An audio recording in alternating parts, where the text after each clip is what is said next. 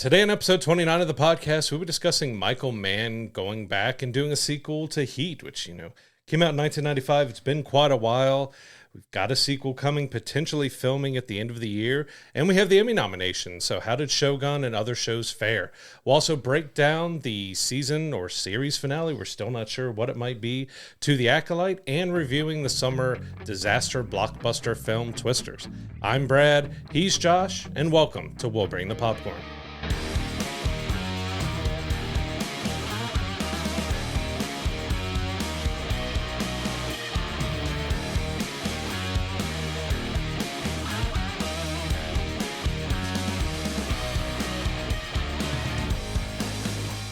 So we want to start off the news this week with the unfortunate news of the passing of legendary comedian Bob Newhart. Died at the age of 94. That is a long life, well-lived. He first came into prominence for his show, The Bob Newhart Show on NBC back in, I want to say, the 50s or 60s. He's been around forever. He was in The Big Bang Theory. He was Buddy's dad in the movie Elf, just in so many things over the years. Yeah, incredibly long career, but he's one of those guys in Hollywood that you never really heard a bad thing about. Like, if anybody ever spoke about Bob Newhart, it was always loving. Correct. Just how good. I think I read Will Wheaton's talking about his passing and about when he was on The Big Bang Theory, and like he just sat watching him do his scenes and see how everybody react. Like, just such a beloved comedian, and just we offer our condolences to his friends and family. Like, he's a guy that you just felt like was in everything and was so good. He just had his own style that he was kind of nonchalant about everything, but he was just so funny and so lovable. And we saw on it very long life, but it's just so sad to see that he's gone. Definitely a lasting impact on the entertainment industry for sure. So like I said, our thoughts with his family and friends at this time. Yeah. Moving on to our regular news stories of this week. So Disney this past week got hacked. So it seems like 1 terabyte of data was taken from their Slack, which, that's a lot of text or a lot of images, but it seems like their slate of upcoming movies and TV shows have been leaked, and potentially what they're going to talk about at Comic-Con, especially with Marvel, seem to be leaked, which, I saw a little bit of it, that there might be a list of films and TV shows that they're going to talk about at their Marvel panel just coming up this week at Comic-Con. If you don't want to be spoiled and want that surprise at Comic-Con, stay away from looking for any of it. But, there's potential of a whole lot of stuff being leaked from this. Yeah, I can't imagine that Disney's an easy company to hack. I mean, you got to figure they have plenty of security protocols in place anyway, but the fact that they had so much data taken, and that's just the tip of the iceberg of what they got from what we understand. Like, there's just so much information that they could have got a hand of. You know how much a terabyte is. A terabyte is room for a ton of data, a ton of information. So it's unfortunate that these things happen. These things get leaked. Typically you get some kind of minor leak from a studio every once in a while, but that was kind of a big one, and it seems to have everybody at Disney on high alert, and rightfully so, because there's information on all these things they were working on that's not known to the public, and now that information is out there. But like you said, if you want to get this information as it comes during the presentation at Comic-Con this week, definitely don't go out of your way to look it up. But if you do or are genuinely curious, the information is out there. Yeah. It's already hard enough to keep surprises in Hollywood anymore. We've got so many, set pictures and leaks. Of course, with James Gunn's Superman, we're seeing all the characters in their suits already from outdoor scenes. And it's really hard for them to keep anything a secret anymore. And which is, even what we're seeing with Deadpool and Wolverine, even their own marketing is now just gave away a couple more cameos, which we know there's going to be a lot more, but I would have loved for a lot of this stuff to stay as a mystery, and just to have all that extra information about potential shows that are coming out to be leaked ahead of time. And we're going to talk a little bit more about Marvel and San Diego Comic-Con of stuff that they've already released themselves that we're like, why isn't this waiting until Comic-Con? That, I want to be surprised still. Like, we don't have that many surprises remaining in Hollywood just because everything is getting out there. Either people are leaking on purpose or people are hacking and taking stuff and just releasing it out. And I hate seeing it. Like, you've got people, really, what is their motivation? Were they wanting money behind it? I haven't really heard that they were holding anything ransom on it, because stuff seemed to be coming out pretty quickly. Yeah, and you don't understand people's motivations, like you said, but this information's out there now. There's not a whole lot they can do about it, and I guess they're kind of in damage control mode a little bit maybe, but at least in the Marvel case, we do, like you said, have that San Diego Comic-Con coming up where they're supposed to be releasing a bunch of information. I know they have their own special panel for just Deadpool and Wolverine, which is coming out this week, which we couldn't be more excited about. But I don't understand some people's motivations if they're not financially motivated. What they're trying to gain from it. Like, what do you gain by getting this information and putting it out there? Is it just kind of a clout thing? Do you make it known that it's you? Because I don't even think we know who is really responsible for it yet. Looks like they really need to tighten up their slack and what they share on there, because I use that for work and everything else too, and you normally don't try to share too much personal stuff and something like that. But even with the other side of things that happened this past week in the tech side with what went down with Microsoft and same thing. All that stuff, that one little line of code or one change took down so many different places. Like, you think by now with how much, Sony and so many other companies have had leaks and stuff. Like, I think one of Sony's leaks was everything was in a plain text document and really easy to read and find. Like, we need to be working on our cybersecurity and other stuff more to keep things secure and not have all this information leaking out before they're ready. Yeah, you got to definitely have more redundancies in place to kind of protect yourself from those types of things. But it's unfortunate, but like we said, if you want to know, you can look it up on the internet. The information is out there if you want to find it. But if you're like us, we kind of enjoy still having that information presented in the way they want to give it to us as well. So you can kind of do with that information what you will. Yep. Moving on to, I know we talked about guilty pleasure films on recent episodes of this podcast. One of mine happened to be the movie Heat, starring Al Pacino, Robert De Niro, Val Kilmer. Michael Mann is currently writing a sequel to the film that is slated to start filming later this year or even the beginning of 2025. We got a little bit more info on some potential casting news. It looks like Austin Butler and Adam Driver are both in talks to kind of take over the roles of Al Pacino and Al Pacino and Val Kilmer. And I'm curious what that means for the movies. If they're obviously younger than Pacino and Val Kilmer were when they made this film. So is this like a prequel type thing? There's still a lot of information, that hasn't been released yet, but it's kind of interesting to see them go back to this well.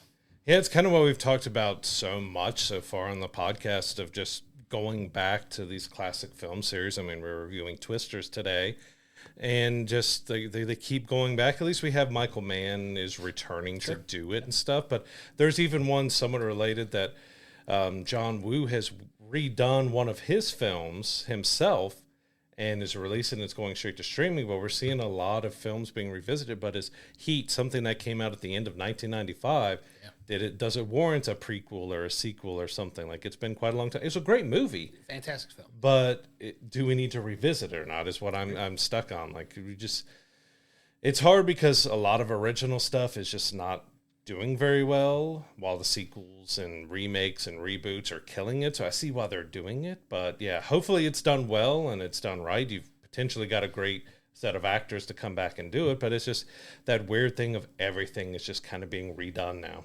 Yeah, and it goes to show like just what people are interested in, really, because we talk all the time, we want more original stories, but it kind of feels like in a lot of ways we're the outliers in that now. Like, there's not a whole lot of brand new ideas coming to fruition. And there's only, like, let's be completely honest, like, I don't want to, like, reduce writing in any way, shape, or form, but it does kind of feel like there's only so many types of stories you can tell in so many interesting ways. Like, if you take, like, almost like the basic hero story, you could write the basic hero story 1,000 different ways, but it has the same like tentpoles to it, right? So you have a hero who comes from humble beginnings, overcomes some sort of personal tragedy or obstacle that he has to come over to eventually win in the end, right? So it's kind of it's as bare bones as you could break down a story without throwing in all the other subtle nuances that go into writing a story or writing a movie like that. But there's only so many ways you can come at an idea originally, and it feels like, I hate to say it, in a lot of ways it feels like we've exhausted that, or at least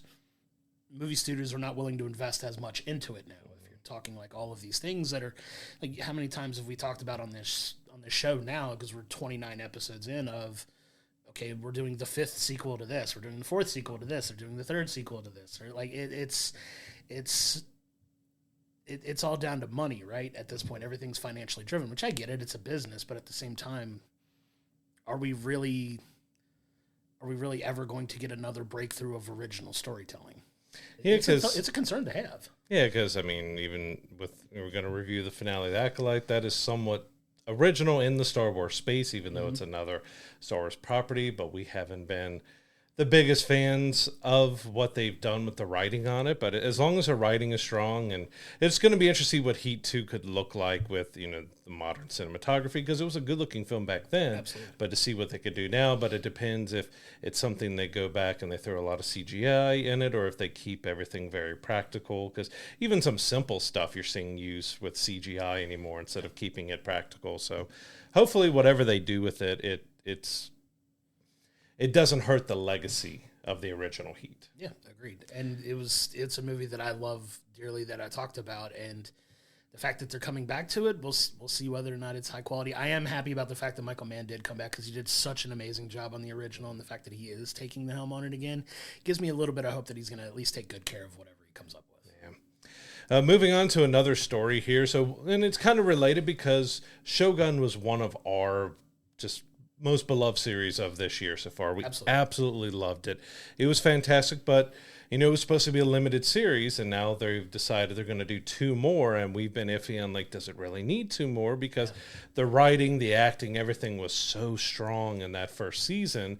You kind of don't want it to go on because it might hurt the legacy of what they did. You know, you hold out hope that they're going to do good, but the Emmy nominations came out and it cleaned up. So we had 25 nominations for Shogun. It led the pack. We had, you know, best drama series, writing, directing. We had Sonata was for Lord Toranaga, and Anna Sawai, which we believe with Mariko. We said it during our reviews. You can go back and check that out, that she was absolutely incredible. Out of everybody in that show did so well, but she was a powerhouse in that series. And it's hard for me to see, like, she's my one that I would say is my lock. Like, 100%. She has to win every 100%. Award for Mariko that she's nominated for, because she was just so good. Then we also have, you know, the actress Yabu and Lord Ashido. Both of them got nods, but probably awesome. One of the big kind of snubs from that was we had our John Blackthorne actor with Cosmo Jarvis. He was not nominated at all. No. And he did a really good job. So it was kind of almost that he should have been nominated over Lord Ashido. He was great, but I think, you know, John Blackthorne's arc and everything that he went through and the emotion and, you know, up and down we got, he probably, to me, he was the one that was my biggest snub, and I think should have been included. Yeah, I couldn't agree more. I think you and I were both talking as they were releasing these Emmy nominations, and we were waiting for it, and when that category came up, and we were happy for the other actors that got nominated in that same category. But John Blackthorne, the actor that played that, amazing job in that sstory, and the fact that he wasn't nominated is a little bit of a miss on the Emmys. Like, don't get me wrong. We're beyond thrilled that Shogun got the most nominations of any show that was nominated this year. We've talked ad nauseum of how much we absolutely love that show. It's, spoiler alert, unless something amazing comes along to blow that out of the water, it's going to be my favorite show of the year. Like, it's just such a tremendous show. And it's getting the accolades that it deserves. It was a little bit of a miss for John Blackthorne for me, but I'm in agreement with you. Anna Sawai, if she doesn't win that Emmy for her performance as Mariko, there's something wrong. Like, she stole every scene she was in. She did such an amazing job. And that's for somebody that wasn't even in every episode, really. Because, I mean, she wasn't in the last episode because of obviously what happened in the series. If you haven't watched it, what are you doing? Turn this off and go watch it now. So you know what we're talking about. But she's getting a lot of flowers finally for that performance, and this is just the icing on the cake. And if she doesn't walk away with that trophy, there's something seriously wrong. Yeah, and that's no disrespect to the other actresses that were nominated along with her. We just I haven't seen everything with, you know, the Best Actor and Best Actress nominees, but she was just so fantastic that, you know, I feel like she'd be running away with everything. But on the other side, we got The Bear came in with the next most amount of nominations at 23. Kind of oddly, it's under comedy. I know people are like, it has comedy in it, but should it be a drama or a comedy? But it became the highest amount of nominations ever for a comedy series. Yeah, which is crazy. Which I believe they tried to petition to have them change from a comedy to a drama, and they said no. So still there. Like, it's well deserved. It's a fantastic show. Amazing show. You know, season 3 is out now for you to check out, but it's just it's just weird that it's still under comedy. But I love that Jamie Lee Curtis, she got a nod. We got John Bernthal got a nod for, you know, their guest starring roles and stuff in there. Well deserved to everybody in that show, but it's still just kind of strange that they won't change it from a comedy to a drama. Yeah, it's an interesting nitpick, because I agree. If you've watched that show, there are significantly more drama elements to the show than there are comedy. The show has a lot of heart. It is a fantastic watch if you haven't watched it. Now, this Emmy cycle season, I've looked it up specifically. This is for season 2 of The Bear. So this isn't for the season that just dropped, which kind of makes me surprised that Jamie Lee Curtis was nominated. She was great in the episode that she was in season 2, but I would imagine she's going to be nominated again. Oh, absolutely. For season 3, because if you haven't seen season 3 yet, her episode in that season, fantastic, because it's really just a Natalie and her episode, you know, and she is so good in that episode that she's in. She's going to get nominated again. She may not win it for this one, but I wouldn't be surprised if she won it for this one, because she was so good in it. But good on them for being for all the nominations they got. I believe every main actor on that show got nominated for either, you know, Jeremy Allen White obviously nominated for lead actor, Ayo Edebiri for lead actress, but all the supporting cast members, the main ones in this show, all got nominations as well for supporting actors and guest actors. And a lot of guest actors. I think you had three or four guest actors. So that's huge. Yeah, like, it's insane. It's a fantastic show. We cannot recommend it enough. There were a couple other shows that got nominations as well that I was a little surprised at the number of them. I know we talked a little bit before we started filming this, but Mr. and Mrs. Smith, that we also went and reviewed on this podcast, got 16 Emmy nominations, which is crazy. It just goes to show, I think, how much the Academy loves Donald Glover, in my opinion, because he got nominated as well. But that got a lot of nominations. Yeah, you can go back and look at what we thought about Mr. and Mrs. We enjoyed it a lot. We even did an episode where we reviewed Fallout, which is right there with Mr. and Mrs. Smith having 16, 17 different nominations. While they were good shows that we really enjoyed, we were kind of surprised at just how many awards that they were nominated for, which is great for them, but they weren't series that we were exactly looking for, because they were more silly, kind of over the top, and there was some decent drama with Mr. and Mrs. Smith and everything, but, you know, Fallout is a very quirky show that went over the top at times, and Mr. and Mrs. Smith had a lot of comedy and fun to it, but it was something that never really took itself too seriously. But yeah, because I think both of them were listed in drama. Yeah. So you've got Fallout listed in drama, but you don't have The Bear listed in drama. So that was kind of, I mean, I would say Fallout is more comedic than The Bear is. Yeah, and it's weird how they label some things. One thing we also wanted to make sure that we gave its flowers is if Shogun isn't my favorite series of the year, X-Men 97 is right up there too, because we've spoke glowingly about that show as well. It did get nominated for Best Animated. Only one nomination, animated series. Yeah, it only got one, which is a little surprising, but it got the big one. It got the right one to be nominated for. If they were going to get nominated for, it should be that one, and it should win. Honestly, it really should. It's that good. But thankful that it got the recognition as well that it deserves, because sometimes with some of these like Disney and Marvel properties, they don't get a ton of praise for them, but this one much deservedly so. Yeah, and it should, right now, that should be the front runner out of everything in there. And one that really surprised us with being a snub and not getting any nominations at all was Masters of the Air. Like, it didn't have the same impact that Band of Brothers and the Pacific had on me and stuff, but it was still a really well done series, which it had its issues and everything else, but you have Fallout and other shows that we were surprised at how many. Well, I mean, this one was just, you got none, zero for Masters of the Air. It's like they forgot the show existed. Like, you'd figure, at least with some of the cinematography and stuff that they did, it's really well done. Like, visually, there's a lot of things they did really well in that show, even if you didn't want to nominate all of the actors. But I think the set designs and everything like that, maybe more suited to Oscar stuff, but I'm genuinely surprised it didn't get Emmy nominations for it, because we agree that the writing wasn't the best we'd ever seen. It's still, like you said, something like Fallout getting 15, 16 nominations and this getting none seems a little bit of an imbalance. And it's not a knock on Fallout at all, because Fallout was a good series, but right.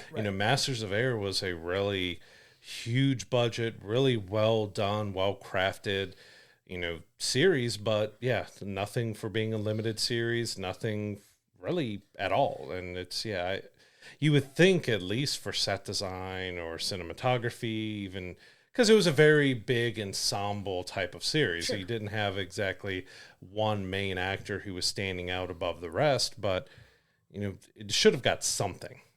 Yeah, and for the people that were not only in it but behind it, you would figure like sometimes you think these award shows are a little, I don't want to say political for like government political, but there's some politicalness in Hollywood to like, okay, if you got Tom Hanks behind a project, it's probably going to get nominated for something, right? And it didn't, which was kind of what surprised me. Like it at least would have gotten something, but here we are, no nominations for Masters of the Air, which is a little bit surprising. I still have to laugh how the Oscars got nominated for some Emmys, and it almost feels like a pat on the back. I know they're two different award shows that are not exactly related to each other, but for the Oscars to be nominated for Emmys just feels like, all right, good job. Right. It's the industry patting itself on the back, which is a little absurd. We could definitely poke fun at that and should, but it does feel a little bit like, hey, good job, wink, wink, nudge, nudge kind of thing. But yeah, we can't congratulate everybody that was nominated enough for all their hard work, and feel a little bit bad for Masters of the Air, but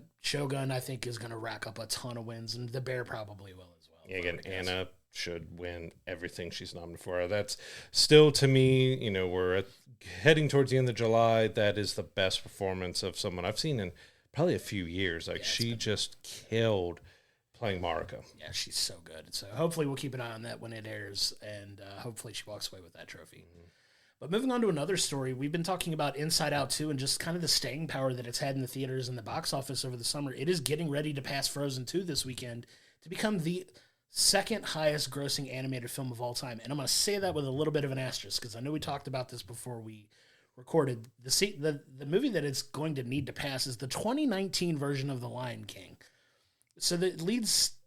I have a big issue with them calling that film an animated film because I don't agree that it is. Yeah. Animation to me is definitely not what I consider the 2019 Lion King, but for whatever reason, when they talk about it, they say this is the film that it's trying to beat, and it makes no sense to me.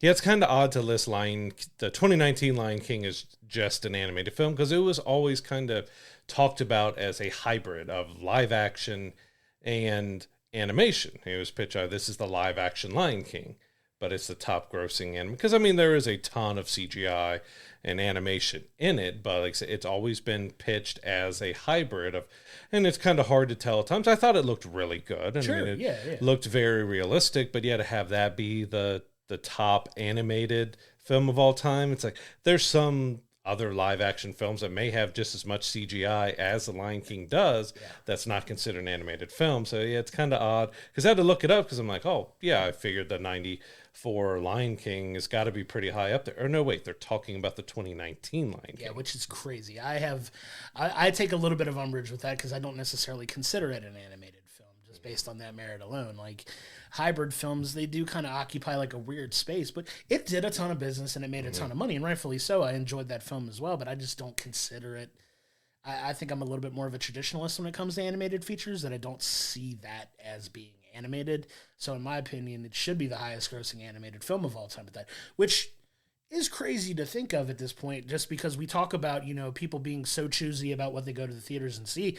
This has had a ton of staying power, which goes to show, one, how good the film is, and two, the fact that people are still weeks after it's come out now, are still flocking to theaters and seeing it.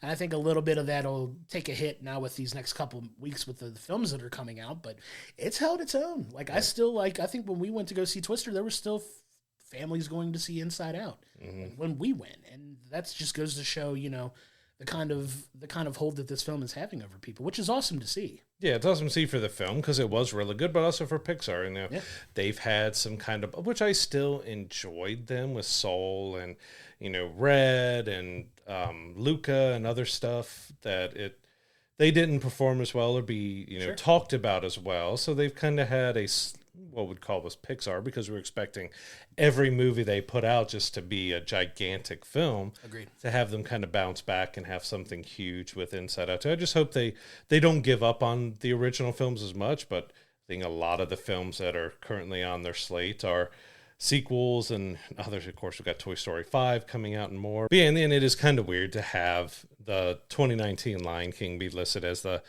biggest animated film of all time, because it was listed as a hybrid. I mean, Inside Out 2 and Lion King heavily created on a computer, Agreed. Very much CGI, but one went for a realistic, one went cartoon. So there is a debate that, does an animated film have to just look like a cartoon, or can it be, looking like live action? But the biggest thing was that they listed it as live action, that it's this hybrid, that they're trying to make it real and live action.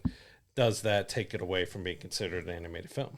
Yeah, in my opinion, it should, but that's the debate that we're having, right? If it's listed as that, it has the record for now. Hopefully Inside Out 2 beats it, so we don't have to have this conversation again. But yeah, I mean, it's just, it felt so weird, because if you told me like it was coming up on the highest grossing animated film of all time, you could have given me 20 guesses as to what that film was, and that was one I would never have landed on. And that's not, and I knew how big the movie was when it came out and how well it did, but if you just said animated films, wouldn't have been one that I ever listed, which is an interesting way of framing it to, say like, hey, this counts as that, because I guarantee you ask 100 people and probably 99, or if not all 100, wouldn't consider it an animated film either. Yep, absolutely. Yeah, so we'll see. We'll see if Inside Out 2 is able to dethrone it. It's, moving into second place. I'm not sure what the gap is between them, but it could still have some staying power, because, we have Deadpool and Wolverine coming out, but it's rated R. It's not meant for families. We'll see how many kids we actually see within there. There's going to be some, even when we saw Twisters, which was PG-13, we had a baby crying the whole time. During it, to some people are like, no matter what it is, I'll take a baby to a tornado and disaster movie. I'll take them to Deadpool and Wolverine. But we'll see if it has the staying power to become number one.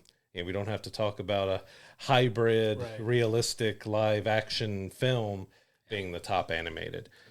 Moving on to Marvel. So, and of course, we have San Diego Comic-Con coming up, and we've kind of talked about it in the last episode and last couple episodes about how it was kind of strange that we got the Agatha All Along trailer, and then we got, the Captain America trailer before Comic-Con. Well, now we got some big news coming out of Marvel before Comic-Con, which it's not a done deal yet, so that might be why it's something that they're probably not going to talk about, or maybe we see them show up. But the Russo brothers are in talks to return to the MCU and take on both of the new Avengers films, or Avengers 5, which used to be, have Kang in the title. It seems more and more they're going away from Kang.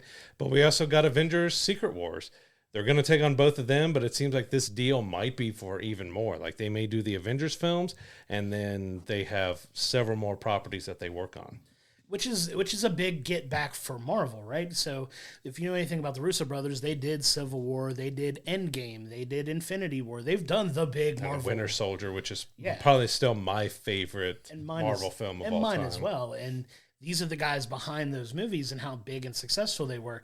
And they took a break from Marvel for a while for a good reason. I'd go back to when we went and saw their panel at San Diego Comic-Con in 2019, where they were listing off all these other non-Marvel properties they were talking about. One of the questions I got asked in the Q&A portion was, what would make you come back to Marvel to do more Marvel stuff? Which, this is 5 years ago now.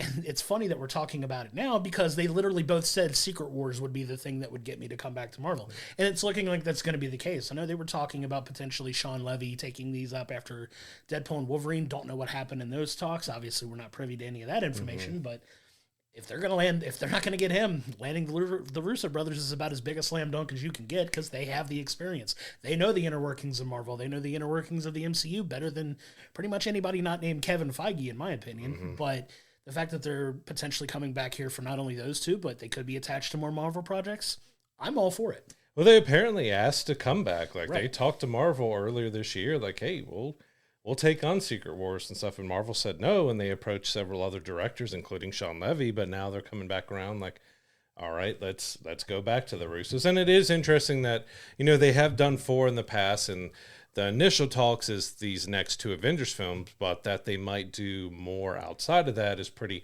intriguing. Are they going to be integrated more into Marvel? And this is kind of what they do for the next 10 years again, because it does take quite a lot of time. I mean, they spent a lot of time in the MCU before between those 4 films. But yeah, they have a great track record, because all 4 of those films are really good. There's a lot of people who have some mixed feelings on maybe how they handled Spider-Man a little bit in there because we didn't get the most depth, but it was more over the Hulk, that how the Hulk in their films kind of got tamed down and we didn't even see him do much of anything Infinity War, and moreover Endgame that he turned into kind of a side character that really wasn't fighting. But, you know, Marvel has gone through a lot with the last phases where they've made some changes and, you know, changing how they do their storytelling. I assume that's going to change a bit as they go forward here, and we'll see if how many of the characters that they've introduced with Miss Marvel, and if we see She-Hulk or anybody else, because they said, you know, Kevin Feige came out saying that, you know, you're not going to see everybody. We're going to have to pick and choose because we can't have 100,000 characters in these Avengers films, but we'll see who kind of makes the cut now, and for King or the Avengers 5, and who shows up for Secret Wars. Maybe it's a different mix, or they just choose the ones that they feel are going to be best suited. Because if they don't decide to do much with the Hulk, do they bring in She-Hulk to kind of fill that role? Or, as we do have with the Captain America trailer, we have a look that, you know, Red Hulk is showing up in there. So they're still doing some stuff with Hulk, but there hasn't been any mention of any solo films or where he kind of fits in out. You know, he showed up in Secret Wars, in She-Hulk. Yeah. How is Hulk and all the other characters that we're used to with Thor and Iron Man, what are we going to see? Because there's been rumors, you know, for RDJ to come back as Iron Man for some stuff with these next, you know, Avengers films. Yeah, there's a lot that we don't know yet, and I'm hoping we get a little bit more of a clearer picture with the upcoming San Diego Comic-Con stuff, that hopefully they're going to relay out the plans that they have for the next several years, which every once in a while you get these big phase reveals where we're like, hey, I remember a couple years ago now where they were like, oh, phase 5 and phase 6, this is what it's going to look like. And there have been some significant changes to that since it's happened, right? You've had some shows that got moved further out. You've got the, you know, shift in we're going to not release as much content. It's going to be a little bit more, you know, a little more linear and a little more like spread out to kind of keep up with the quality of storytelling that we've been used to. But I think once we get past this Comic-Con, we may have a clearer picture of what the future for Marvel does look like, because the opportunity is going to be there to present kind of their path and lay it out what it's going to look like. Do we get an Avengers 5 title now, or do they keep it a secret? Because, you know, Infinity War and Endgame, like Infinity War came out and we had to wait almost till after the film was released to get the fact that Endgame was going to be called Endgame, right? Mm-hmm. So do they do some similar marketing based on that? But there's a lot of things to be determined as far as what they're going to look like going forward. And hopefully we get that clear focus, and hopefully having somebody like the Russo brothers back in the mix will kind of help steer that path back in a better direction that I think we all want Marvel to get back to, that we feel they've gotten away from over the last few years. But it's exciting. It's exciting to get them back in the mix, for real. Like it's a huge get from Marvel and a big win if they can get them back in it. Yeah, and because unfortunately for them, the few films that they've done after, you know, being in the MCU haven't really fared that well. Sure. Like the reviews and anything, I think they both went to streaming or were on streaming. They didn't do that well, so returning to MCU is probably good for all of them. But yeah, to see them come back is pretty exciting, to see what they can do with that and see how they've changed along with how Marvel's changed, and see if they do something a little bit different with their Avengers films, or if they follow the same formula that they did before. Because yeah, there's some things that could have been better and adjusted from those, and we'll see if they all, you know, Marvel and the Russo brothers learn from maybe any mistakes that they had to clean up and get, because Secret Wars is going to be, it's probably going to be even bigger than Endgame, just with how many characters, and you got the Fantastic Four, and you have all these multiverses where you might be having the Fox X-Men and a lot of different characters come in. Like, we're looking at something on a scope size and scale is going to be much bigger than Endgame. Yeah, all the Spider-Man, all the heroes and all the villains. If you've ever read the actual Secret Wars comic, it's crazy. There's a huge pool of people to pull from, including a ton of characters that we know they're not going to be able to use because they haven't introduced them yet, or maybe they introduce one or two, but we'll see. That's going to be a lot of fun, and I'm happy that they may be back in the mix to take that over. Yep. But to kind of add to that, we did get a little bit of a glimpse into Marvel's future directly from Kevin Feige himself. So one of the characters that a lot of people have been clamoring for the last several years now is Ben Nova. And it feels like we are going to get a Nova series in the works from Marvel. Now, Kevin Feige made it sound like it's not going to come out for another 3 to 4 years, I believe is what he said. Hopefully they have some kind of announcement at Comic-Con, but it's exciting to see that this character that so many people have been asking for a while now is finally going to get introduced. Yeah, because from the first Guardians of the Galaxy movie, everyone's kind of been waiting, all right, when's he going to show up? When do we get that? Because we've got the Nova Corps and everything else showing up, but we don't have Nova there. Like, when are we going to get him? And it's been a little bit since the first Guardian, so it's a quite big a span when we got our first introduction to the Nova Corps to getting Nova, but it's kind of exciting that we're going to get that character, that we're going to get introduced a little bit more, but it's also being in the MCU, how's he going to fit in? How are they going to make him tie in? It's because it sounds like in 3 or 4 years, that's going to be at least after the first Avengers film. So is he someone that could tie into the Secret Wars? Is he just going to get his, solo series or movie or whatever it is, and he's kind of on the outskirts of the main MCU, but we get a little bit of his story. So it's kind of interesting that he brought that up, knowingly saying that it's going to be 3 to 4 years before we see him. Yeah, it kind of lines up with potentially being maybe even after Secret Wars at this point, by the time he comes out. So it could be one of the big ways they kick off the next phase beyond that, because they've done a little bit of the cosmic, a bit of the cosmic universe, but they haven't really dove in that much. So if they really want to dive into more of the cosmic aspect of the MCU, that's a great way to kick it off. That's a big time cosmic character. So it's exciting news for that, and it's one that thankfully in the next couple of years we'll finally get to see on screen. Yeah. Moving on to Warner Brothers Discovery. So we've had so much news coming out of them lately because there's, talk of potential sales and what they're doing there, DC being restructured and all the movies they've been killing and everything else. Well, now there's another story out that they might split the company into two. So we might have all our streaming and our film and studio productions on one side and its own company, and the others are for their cable networks, because this kind of comes on the heel that they have plans to match Amazon's $1.8 billion per year deal for the NBA TV rights. So they're not shy of spending money, but we've just heard so much of them potentially selling. Now we got them splitting, but they're still going to pay, $1.8 billion for the NBA. Yeah, it sounds like they're siloing some of their properties, right? So this is, anybody that knows anything about siloing, it's where you take certain aspects of your business and you market it one way, then you take another aspect of your business and market it a second way, and however many branches you want to do. And maybe that makes it more enticing for people that may be interested in outside investments, right? So if you're trying to sell off some of your properties, siloing them, like, think about it like this. If you're already confused, I'll try to clear this up a little bit, but think about like Fox, right? So Fox has like Fox News, but they also have like Fox Sports and then other entities of Fox, where Fox Sports was sold to I believe it was Disney or to the Disney company that actually bought Fox Sports.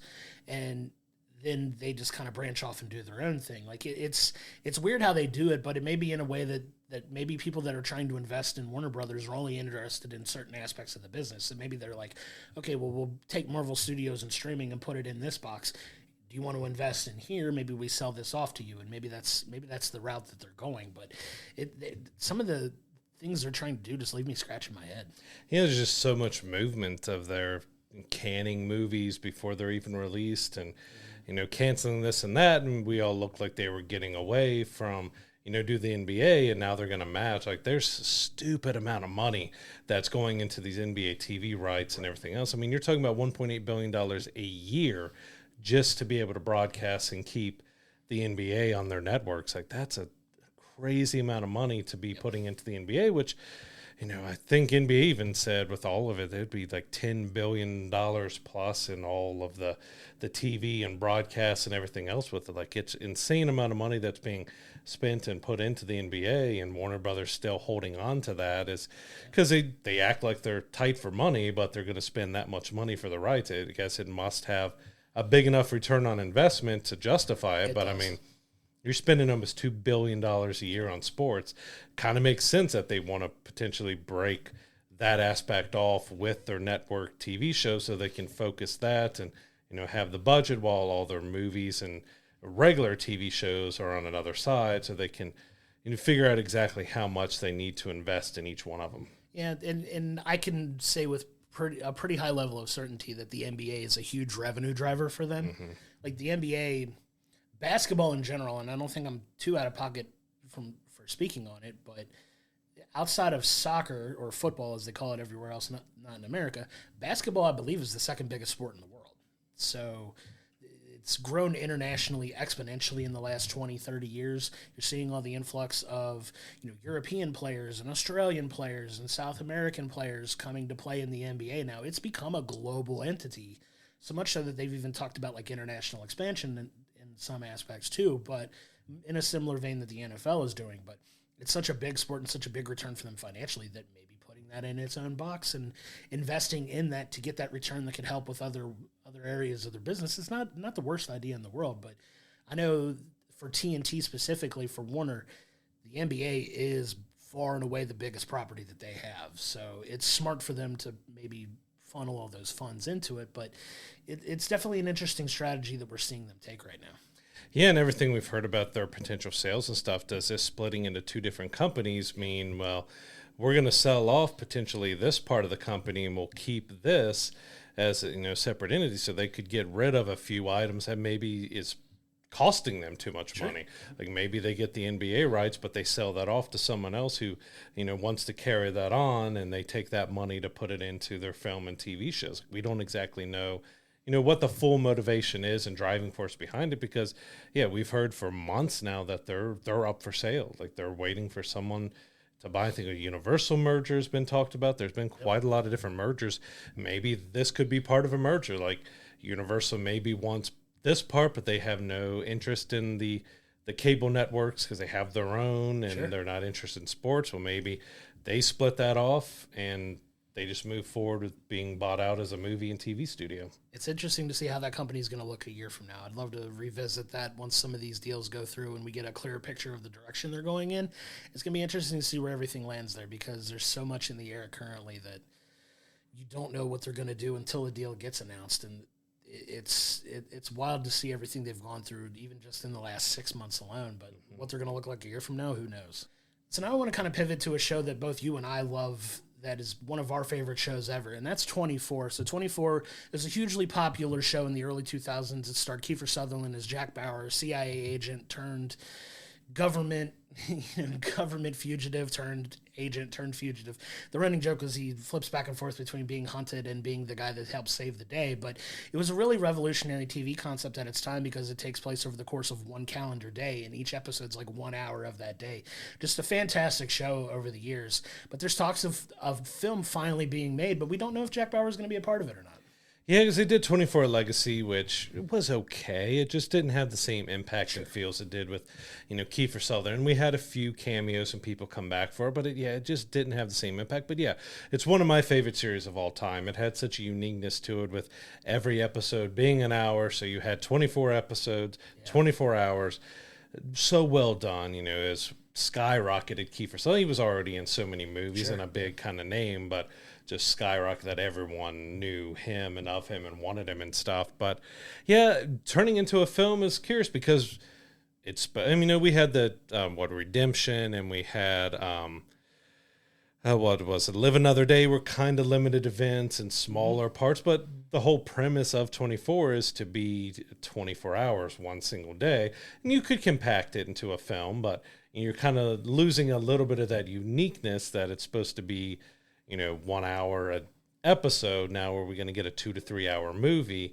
Does it kind of work the same way? And I feel like you got to have Kiefer Sutherland back to really make that work, because he was the driving force behind it. And as we saw with Legacy, I don't think any of the actors did bad and the story was bad. It just didn't have that same appeal as Jack Bauer did. Yeah, it's like trying to do a Jack Reacher show without Jack Reacher, right? So if you don't have that main character in it, does it have the same impact on people, and are people as interested in it? You saw with 24 Legacy, they clearly weren't, because it only lasted one season and they never moved forward with it. But Jack Bauer is a character that is beloved by many. It was a wildly popular show. We loved it. It's a show that I'll still, every once in a while, will go back and watch a season. That first season was absolutely brilliant television. And some of the subsequent seasons after that were still really solid television and really good. I can't think of a season that I hated or didn't really like. Some seasons are a little less strong than others, but it was still a really, really good show, really well written. especially in the time that it was out. I know that show wasn't without its controversy because it came out around the time of, September 11th and the terrorist attacks in the U.S., and that show being a lot based around terrorist attacks and the threat of it. So it was a little controversial at the time, but still such a fantastic show that I agree. I'm not necessarily sure that it's going to fit in a film format, and I've never really understood why people have clamored as much as they have for it to be made into a film, because a lot of times when they take these TV ideas and make a film about them, they don't hit the same way. And there's some exceptions to that, but I don't know if it's going to fall in that category or not. Yeah, of course, we got the Mission Impossible show was turned into the wildly popular Tom Cruise movie series, so that worked. But Star Trek. And Star Trek and everything else. But, the thing about 24 was the uniqueness of just how it was presented, of each episode being an hour of a single day. You're condensing that into breaking in 24 hours, if they're sticking with the main core of it, into a 2.5, 3 hour movie. I hope it works well. I'll be there to watch it regardless, because I love 24 so much, but it'll definitely have me there a lot more if Kiefer Sutherland's a part of it. But what story, especially after this long, do we have left to tell of Jack Bauer? Because he went through an incredible amount of stuff, like a really heavy, emotional, damaging tolls on just every aspect of his character. What's left to tell out of him, but what do we have to tell outside? But I have a feeling it's probably not going to include Jack Bauer, and it's going to be, bringing in another character and trying to do it in a little bit different way. But I hope it's good, but I still will want to see Jack Bauer show up. Worst case scenario, if it's not Jack Bauer centered, he has to make some kind of appearance in the film. Like he just has to. He's so critical to the success of that. That doing anything without him, in my opinion, doesn't feel the same. Like it feels like a completely different story, because he was essentially that show. Because you go through so many other characters that some lasted throughout the entire show with him, like Chloe was a big character on that show, and some of the others that made it through most of the seasons, even if they didn't like disappear for a couple seasons and come back. But the way they ended it with him, he's finally on the run and gone and out of the light, and kind of got away with, not really having to face for, things that he had to do that were kind of against government orders. It's a whole messy situation, but it feels like he finally got away and got to, move on and hide away peacefully in the way that he wanted to. What's going to draw him back out? I don't know. That could be the basis of the story. Who knows? I really do hope that it's centered around him if they do it, though. Yeah, I just hope that them returning 24, that they take some really good care to make it feel as the show gave us, about the drama and the espionage and just really connecting with the characters, so you're enthralled with the story. I just hope they do a good job of trying to bring it back after this long, but bringing it back as a film is kind of odd, but interesting, and it could be done really well if they just get the right people behind it, or we just want to see it done so well because we were such big fans of the series. Agreed. And so one series that was not as beloved as 24 is the Halo series on Paramount Plus. It was very controversial to fans, everything else, because you had Master Chief taking his helmet off so much, and there was just so much stuff that just felt out of place for Halo. Well, it seems like the ratings or something else is spoken, because after 2 seasons, Paramount Plus has canceled the Halo series. But Microsoft came out saying that they're not quite done with it yet. They're going to shop around, see if it comes to attention of any other studio before they just kind of write it off and stop. But honestly, I watched the first season. I wasn't a huge fan of it. I haven't watched the second season yet because the first season was so kind of rough to me that I just didn't want to return to watch season 2. I've heard season 2 has some really good episodes, but overall that it wasn't that great, and it had some issues, and it's kind of not surprising that it's been canceled after 2 seasons. Yeah, I mean, that is unfortunate for the people that worked on the show, but like I'm going to be fully transparent. I've not seen a single episode of the show, so I can't speak to how good. I've not heard good things about it, and talking to you from how you felt about it, you have relayed that same sentiment to me that you just shared, that you had a lot of issues with it as well. But I get why Microsoft's not giving up on it necessarily, or they're going to try to shop it around to other places, because if you know anything about Microsoft and their gaming consoles with the Xbox, the biggest Xbox series they have is Halo by far. So the fact that they're trying to make it work potentially, I don't blame them for trying, but just based on the quality of writing and the way that the way that people have talked about that show, I see why it's not getting a 3rd season necessarily. But it is unfortunate when you hear about these shows getting canceled. You hear it every year, like all these shows last for a year, or even in a lot of cases, high quality shows get the legs cut out from under them in some cases. So it's always a hit or miss thing, but I'd love to know what the budget on that show was. Because it feels like it was huge, so that may have played a big part in it too. It's like, okay, maybe we're not necessarily getting the return on the investment that we're putting into this series out of it, and it may not necessarily be quality of television driven by them. It could just be a budgetary reason. Yeah, I think between the budget, which was pretty high per episode, along with the fan feedback and reviews and everything for the series, I'm not sure if this can or will get picked back up from any other network, just because I don't think the demand is there, and the cost and just the reaction to the series. It's going to be hard for me seeing it's going to be hard for them to try to find another home for it. Yeah, and hopefully they do. If there's an entity willing to pay for it, maybe Netflix gets in on it. Who knows? But it's a shame that something like that doesn't have the staying power that it could have. But I get why they canceled it. It's unfortunate. I just haven't heard a whole lot of praise for the show. I did hear that the second season got a little better, but it may be too little too late. And it took so long to get the series too. Like, we had heard about it being in production and ready for, I think, 7-8 years before it actually came together. Like, they were talking about it for so long. And then most of them that are the most critical are the bigger fans of it. And I played every Halo game and I've beat every Halo game. I was never a huge fan of the series. Like, it got better around 2 and 3 and everything. I think the most fun I ever had was with Halo 3, playing with buddies and going through the campaign and multiplayer and everything together. And the last few Halo games have been kind of down on reviews and how fans have felt about it. So it's kind of in that mix where fans are just not feeling great about the games. They're not feeling great about the series. So there's something maybe Microsoft needs to be looking at the whole Halo franchise as a whole and kind of step back, let the show be done, and step back and see exactly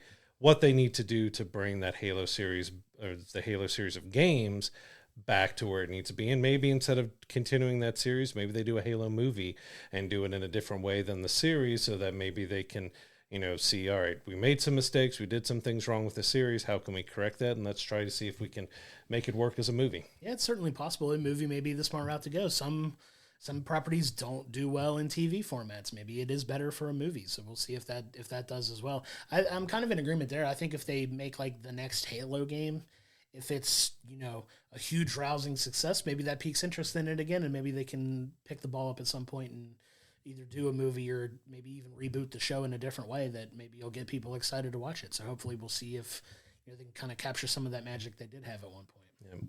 So I want to move on to a film that's being remade that I didn't necessarily think was ever going to be remade, but it kind of makes sense because we haven't seen a movie like that in a while, but we are getting a remake of the 1991 film Backdraft. So Backdraft is about, firefighters and, the dangers of fire, and firefighting and everything like that. But they got a pretty good lead to be cast in the role of this film, supposedly, and it's going to be Glenn Powell, who is just hitting home runs left and right everywhere we go. I know we're about to sing his praises in a minute when we talk about Twisters, but getting Glenn Powell attached to it is a big deal. He's just on a streak of just remaking, redoing, and being in classic. I mean, Top Gun Maverick to Twisters to now Backdraft, which I'm still, again, it's just so much stuff being remade and redone and going back to the well of things instead of going for something more original. But because, Backdraft is such a classic. Kurt Russell, big movie. Even people still talk about different scenes and how they made that film is still kind of studied and looked at from filmmakers and more. Like, it was a huge movie back in 91 to have, a modern remake of that could be really good. I mean, Glenn Powell has charisma for days. Like, he really shines, and pretty much every movie he's done so far, he's turning into our next big movie star and action star and everything else. So it's interesting to have him be a part of it. He could really lead this to be something good, but it's, again, now we got Heat 2, and we have Backdraft being remade. We've got a lot of stuff from our youth and our kids and our teenage years coming back, and it's good, but you just got to hope they do it right and not hurt the legacy of those films before, because if you see them like, oh, well, that didn't need to be made, the first Backdraft is still superior, and you'll have some people regardless are going to think that, but it's just like, do we need to go back to Backdraft? Because it was such a classic film that I haven't heard many people talk about it and say they didn't like that film. So it could do really well for them, but you just don't want it to hurt anything that came before it. And like, all right, well, can you live up to the legacy of Backdraft? But can you see the business plan that they put out for this? It's Glenn Powell as a firefighter. That's an instant license to print some money for sure. Like, that is an attractive man that's going to be a firefighter. People will go and see it. As long as he doesn't run into a building without anything on but a helmet. Like, that would be absurd. Wouldn't surprise me, but no, like it's. I see the business point of putting that together, right? And I think now I think there's opportunities to tell an interesting story with that, though. I think not to be undersold is the success of like some of the drama shows we've seen, like Chicago Fire for NBC is a huge hit. So the audience is there for those types of movies and TV shows, and it's one that we haven't really seen in the film space, like that type of movie being made in a while. So I actually think it's more smart than some of the other remakes that we're getting, just in the sense that, okay, this is kind of a unique property and something that we haven't touched on story-wise in a movie in a while. Like, there hasn't been that type of movie being made that I can recall. And you got the Fire Country TV show as well. That's Agreed. been doing really well and really popular. So, yeah, going back to something firefighter-related in film, it makes sense. Again, but maybe they just didn't feel like they had an original idea that matched up to how great Backdraft was. So it's like, all right, let's just remake Backdraft and see how it does. I hope they keep it practical. Sure, yeah. I mean, you bring in too much CGI fire or anything like that. Like, that's what made, the original Backdraft 2 being great, was because everything was very practical, and you saw just how they dealt and filmed doing all the fire and everything else with it. Like, keep it practical. Sure, yeah. And if you do that, I think they've got an opportunity for a big hit. I really do. I think they do, because Glenn Powell's star power is as high as it's ever been now, and I think it's only going to continue to get bigger as he makes more of these types of films. So good on them for getting ahead of it and like casting him in this film. I think it's a home run, and I'm excited to see what they come up with. Oh, absolutely. So moving into our last story. So this is kind of big for us in the Cincinnati area here. So the Sundance Film Festival is a very large, big film festival. You see a lot of movies doing their premieres for anybody to see it there. They've been in Utah since, I think, their inception. They're potentially looking to move out of Utah in 2027 whenever that deal is up. And Cincinnati here locally is in the running to take over. So it'd be fantastic if we had that film festival coming here locally, and we can attend and do stuff with it. But even just have it in the area, and for Cincinnati, as we've been getting more and more films made here, we've been getting just trying to get more films made and all that, and smaller films and bigger films done in Cincinnati. To have the film festival here as well would be great for the movie industry for Cincinnati. Yeah, and one of the beautiful things about this area, if you've never been here, a lot of the architecture and infrastructure in the city does lend itself to really good filmmaking. Like, we've seen, Bike Riders, if you've gone and seen that was filmed here. There's other films that you can go see that have been filmed here recently. We're seeing a lot more of that being done around the area. We're literally getting one of the most anticipated films of next year is currently filming here, with James Gunn's Superman film being filmed at our Museum of Natural History and some of the surrounding areas. They literally shut down a portion of traffic that kind of affected my drive home the other day, because they shut the highway down for 2 hours in the middle of rush hour to shoot some scenes on the highway, like in our city. And the fact that we're potentially a finalist for this huge film festival, because really, if you think of big film festivals, there's really only three that come to my mind that I think of that are big. There's one in Toronto, the Toronto Film Festival. There's the Cannes Film Festival in France. And then there's the Sundance Film Festival here in the States. Those are like the big three, like huge film festivals that a lot of the bigger indie films and some of these other films that are more of the original ideas that we seem to be clamoring for is potentially coming here. And that's huge. That's huge for us. It's huge for our area. That'd be great. I know with us doing the podcast, I know we'd kind of talked about if it does potentially getting press credentials and things like that. It'd be huge. I would love to go do something like that. And a lot of big names show up at these film festivals as well to be a part of the premieres of the movie. So you're talking about a big Hollywood influx into the area, and I'm excited to see what this film festival does wind up, and I really hope it's here. Yeah, because we also have, I think it's Atlanta, Boulder, Louisville, even bringing Kentucky into it here. Salt Lake City, Santa Fe are all in the running, but pick Cincinnati. Come on, bring it here. That'd be huge. Because we have had such a resurgence of films being filmed here, because we do have a lot of older, areas, a lot of older buildings. We have great Art Deco architecture, like you said, with our Cincinnati Museum Center being the Hall of Justice from like the 70s has been a big influence on it. And having that filmed here is just fantastic, and including that. But yeah, the Art Deco and older buildings, it depends exactly where in Cincinnati could hold this, of kind of what theater chain or what area, if they're going to build kind of or commit to a new area that could have, theaters and places that they could do it. We don't know exactly kind of what they're looking for. If, they're looking for something already established with a lot of stuff around it that would work, or if they're looking, all right, we're going to build an area that's going to have it, and throughout the rest of the year it can be used for other things, but when the festival's going on, this is our space. But yeah, hopefully Cincinnati remains in the running and potentially becomes the new home. That would be huge. I'm so excited to see where it does wind up, and hopefully Cincinnati gets it, and that would be amazing for not only us for the podcast, but for the city in general. It'd be a huge influx of, could you imagine like a good chunk of who's who in Hollywood converging here for something that big? It would be huge for the city and huge for the economy in the area, but even more for us as film fans. Like, even if we don't get necessarily press credentials, we're going to go to it regardless, just to see what films we can see and hopefully talk about them here. That'll be a lot of fun. I'm excited for that to be a possibility, and I don't know how long it's going to take for them to announce that necessarily, but they've still got a couple more years left in Utah, but hopefully they wind up in Cincinnati. That'd be really cool. Yeah, because it's not up until 2027, so it's looking like the 2028 would be there. So we're still quite a ways away, but you think maybe in the next couple years, by 2025 or 2026, he'd be making that decision. So whatever needs to be done for those cities to get ready to host it, they have time to either build or adjust or do what they need to do to be able to hold this. But we also don't know, would this be something that rotates every year now to a different location, or is it going to sign a big deal with these cities that we're going to be here for the next 10, 15 years? And hopefully that's the case, but we'll see where they eventually wind up, right? Mm-hmm. So now it's time. Now it's time for us to get into this TV review. I know Brad and I are both looking forward to talking about this, given how we felt about the episode last week. Brad is currently getting his notes out to talk about it. But we are at the season finale. I'm going to call it a season finale, and we'll get into why I'm calling it a season finale, of the Acolyte. So we're finally here. We're finally at episode 8 of this series. We've had a love-hate relationship for the last 7 weeks, but we made it to the finale. We've got some resolutions to some stories. We finally get some of the reveals that we've been clamoring for the last 7 episodes to kind of get to.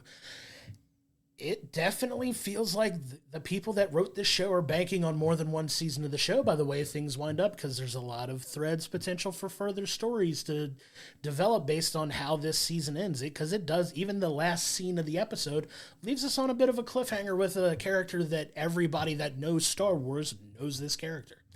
Yeah, and we haven't really said in the last few, but there are going to be heavy spoilers. We're talking about the ins and out and everything with it. It is the season finale, so we can talk about the entire series as a whole. But I didn't dislike the finale. It had some good parts and moments to it, but it just kind of solidified just how frustrating the season has been. Agreed. Like, The Acolyte was one of my most hyped series that I wanted to see this year. Like, agreed. It was Shogun and it was Acolyte as the 2 biggest ones that I really wanted to see this year, and it confirmed some of the frustrations while also kind of building out some new frustrations as well, because there's just so much stuff that's alluded to and brought up that we don't really get.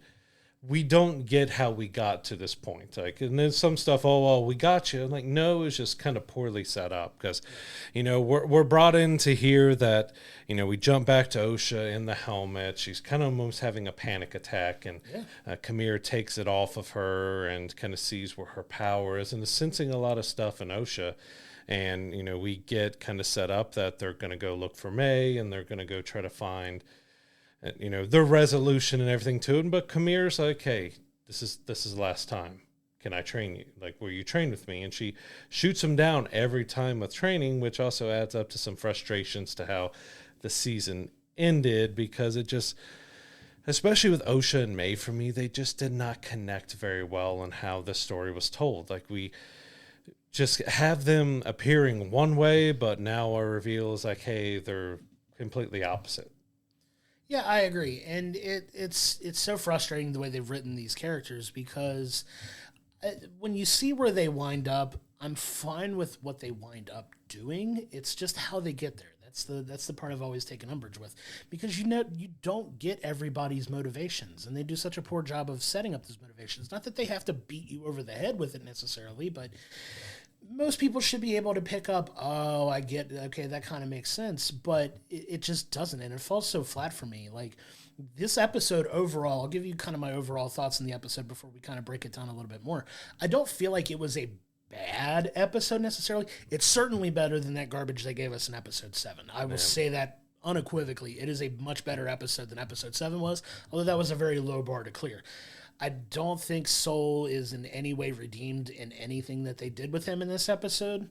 And like he said, we're going to get heavy spoilers because we're at the end here, but we can't avoid talking about the nuts and bolts of the episode without spoiling things. But like you said, there's the start of, Osha has this vision that she sees in what she believes is May killing Soul. So she has this urgency to go find her sister to kind of stop her from killing Soul. So she still cares about Soul, but she's still a little bit in the dark of what got revealed in episode 7 at this point, that Soul was responsible for the killing of her mother and helping, destroy the coven that they, were raised with. And, now her and Kamir are off on this trek of, well, he's trying to convince her to train under him. She's still not ready to do that yet. And they're both going after May, but they're going together, which still, like, okay, are you using each other? It's like, we're both going to go and we'll see who finds her first. Like, it feels just, it's kind of lazy, but. Yeah. I got to say overall, like, Osha and May, they didn't handle their story. There's such an interesting thing behind them with them being created by the Force and what they could have done there. I just felt like it just wasn't done in a cohesive, kind of smart way. And the same thing with Soul. Like, in the end, I started off so high and bright on Soul. The first 2 episodes were really interesting, made him a character that you really started to want to follow.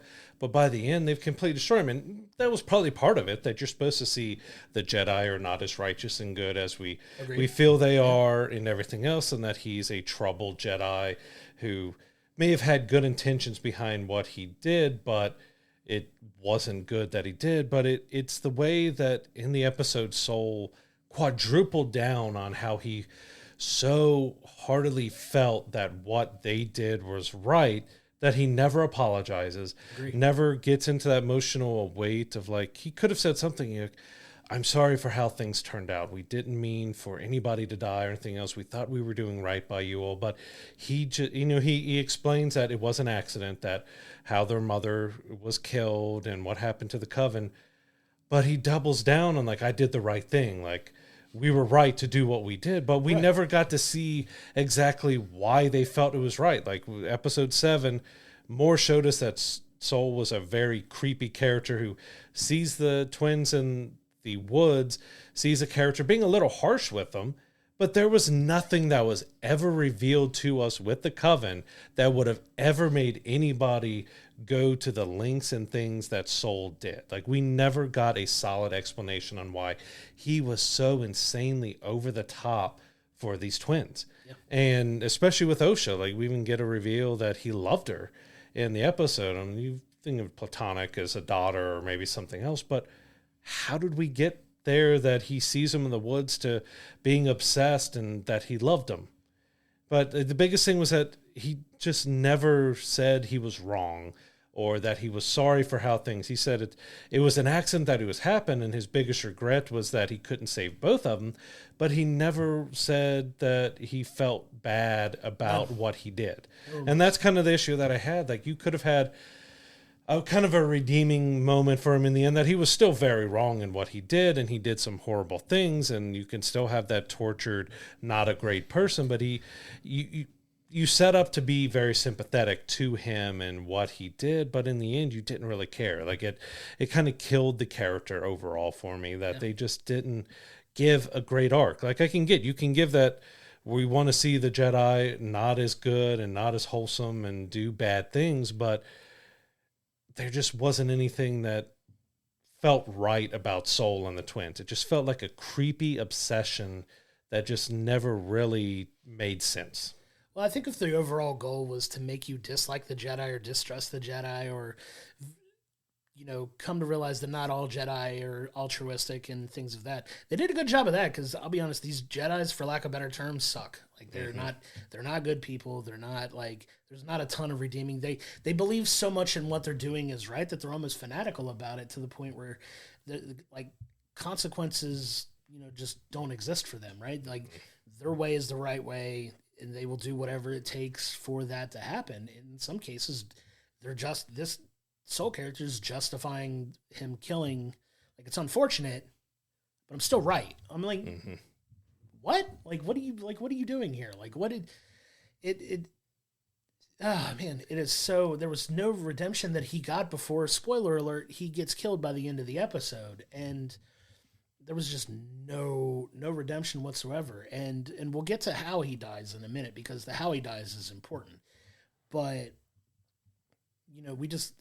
we get so many things in this episode that are at least revealed or cleared up. We do get a lot of the answers we've been looking for from this series since episode 1. We get a lot of things answered, but it still does leave a lot of questions too. So I know we're going to go through like kind of a little bit of this bit by bit, and I've seen this a few days ago now, so I may not put all the right pieces in order, but you get the thread with Soul, you get the thread with the twins, you get an answer to the backstory of where Kamir is coming from with this distrust of the Jedi, and a lot of our theories are proven to be right by the end of this, and that's fine. But everything felt like it was so jammed into this last episode that I think could have been better suited to have been revealed throughout the season as we go along, and I think it could have worked a little better. I feel like this series definitely needed to be an hour per episode and not 30 to 40 minutes. Like Agreed. It felt like they opened up so many threads, but they didn't give themselves enough time to really make them pay off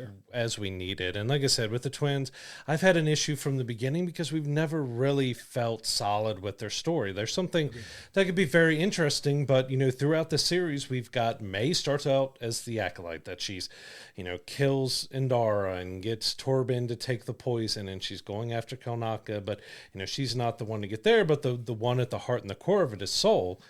But she could never bring herself to kill Soul. She ends up, we finding out that she wanted to bring him to justice and everything else. But like she's been back and forth of like, we're supposed to be looking at her as the evil twin, as the evil one and the dark one. And surprise, surprise, as this episode goes on, that changes.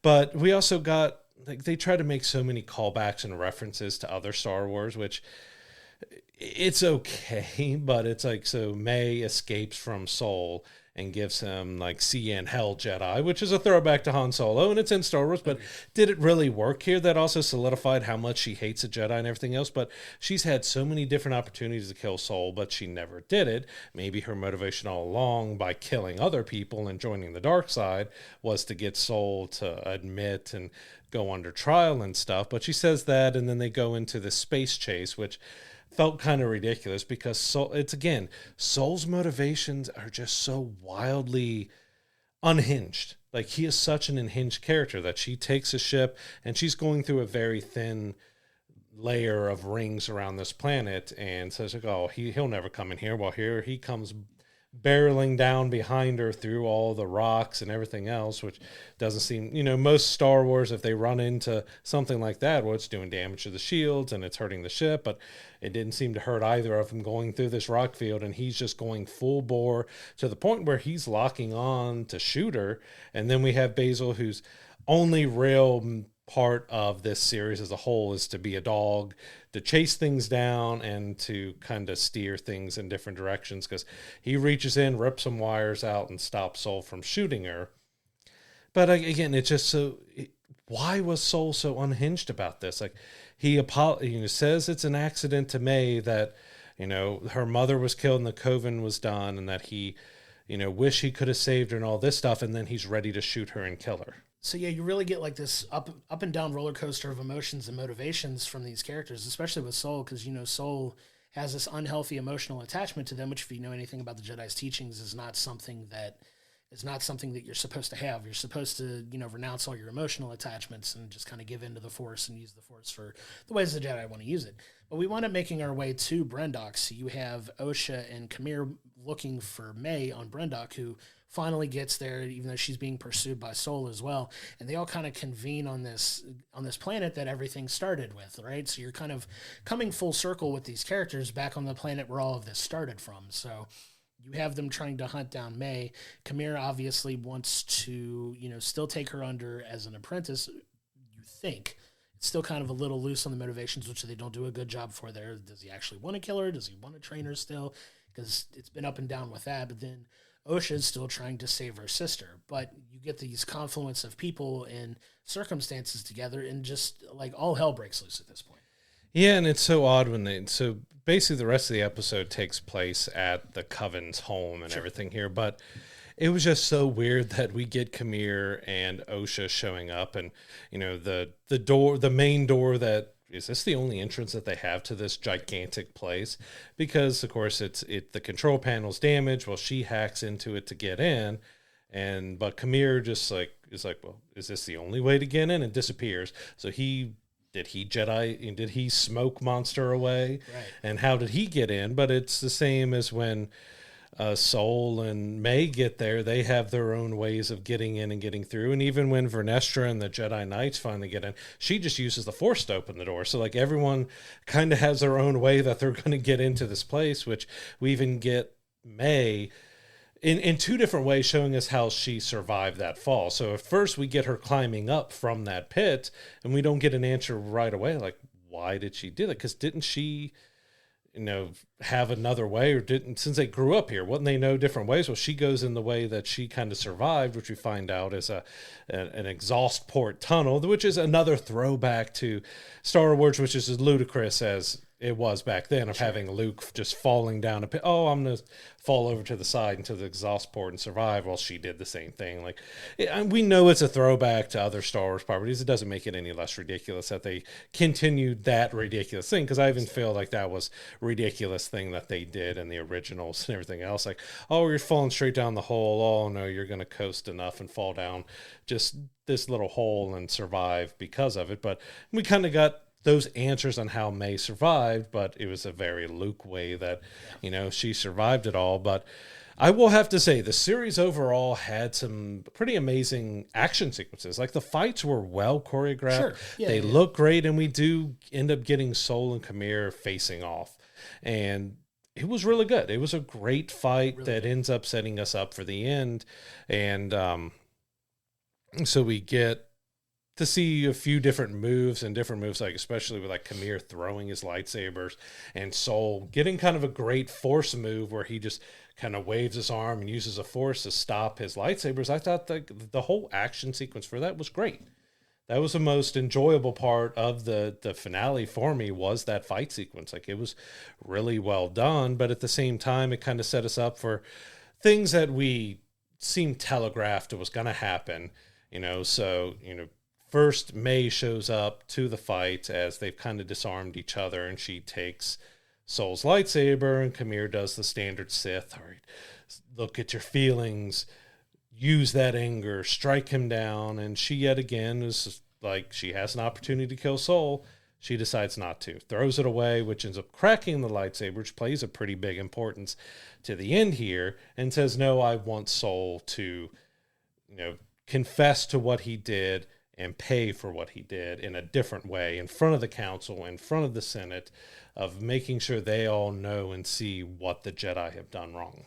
Yeah, agreed. And it's kind of a way of showing a real chink in the armor of the Jedi, who are just kind of seen as these benevolent, holier-than-thou type beings that they are. Not everybody feels that way, obviously, but I don't think you can be understated by the fact that by the end of that battle, Soul does get the better of Khmer, and Soul has the upper hand, and like he destroys, Khmer's saber and has him essentially beat in that fight. So that's not to be understated either. Like, and that's when, he goes to even consider like finishing Khmer, and that's when his lightsaber gets taken, and that whole sequence, winds up happening. But you wind up getting Osha entering the fray at that point, and you get this, like, I still think the twins want to save each other, but then you wind up getting the turn that we've kind of been seeing coming for the last several episodes, where it winds up being Osha that strikes down Khmer, or not Khmer, Soul, and, does kill Soul. With a force choke. With a force choke, and essentially, for pardon the crudeness of it, but she snaps his neck. Mm-hmm. Like, he's done. Like, he's dead. Like, crushes his windpipe, kills him, and he's dead. And she eventually takes that lightsaber, and you see the really cool moment. It was my favorite moment of the entire series, really, where that kyber crystal turns from blue to red. Yeah, with that kyber bleed, where we got to see it happen in the crystal, and as the lightsaber came, that was a really cool moment. Which it's, we haven't really seen, because in some versions of the Star Wars lore, it's just like it's a red kyber crystal that they go in, and others it's because it's their anger and their darkness, and that's like corrupts the kyber crystal, and that's what causes the red. And it was a really cool moment to see. I'll give him that. But the whole change of it was kind of telegraphed, but in not a way that was very satisfying. That she ends up being the Acolyte. She ends up being the evil one, because she's struggling with all her negative feelings and thoughts. Because she, to lead up to kill Soul, she heard Soul confess that he killed their mother, but said that he did it for them, and that that's where he like quadrupled down so hard that he did the right thing. I was right to kill, but we didn't see that. Their mom turned into smoke, and he stabbed her. Like, how was that justifying what was right? We didn't see them doing anything particularly evil yet to the twins. But we get Osha ends up becoming the Acolyte. She's turned to the dark side, and I felt like it was going to happen, but it's kind of poorly set up. That we have had it hammered so hard that she's been on this vendetta, killing Jedi, working with the Sith, being dark, while Osha has been trying to be neutral and helping and all that. And then we get the twist. Like, it could have been a really fun twist, but I just felt like it was set up just clumsily. Yeah, and the vision that Osha had, that she thought, and one of the threads that we haven't really touched on yet, but the thread that we kind of find out is they share the same DNA, and you think, it's because they're twins. Well, it's kind of revealed they're actually kind of the same person-ish.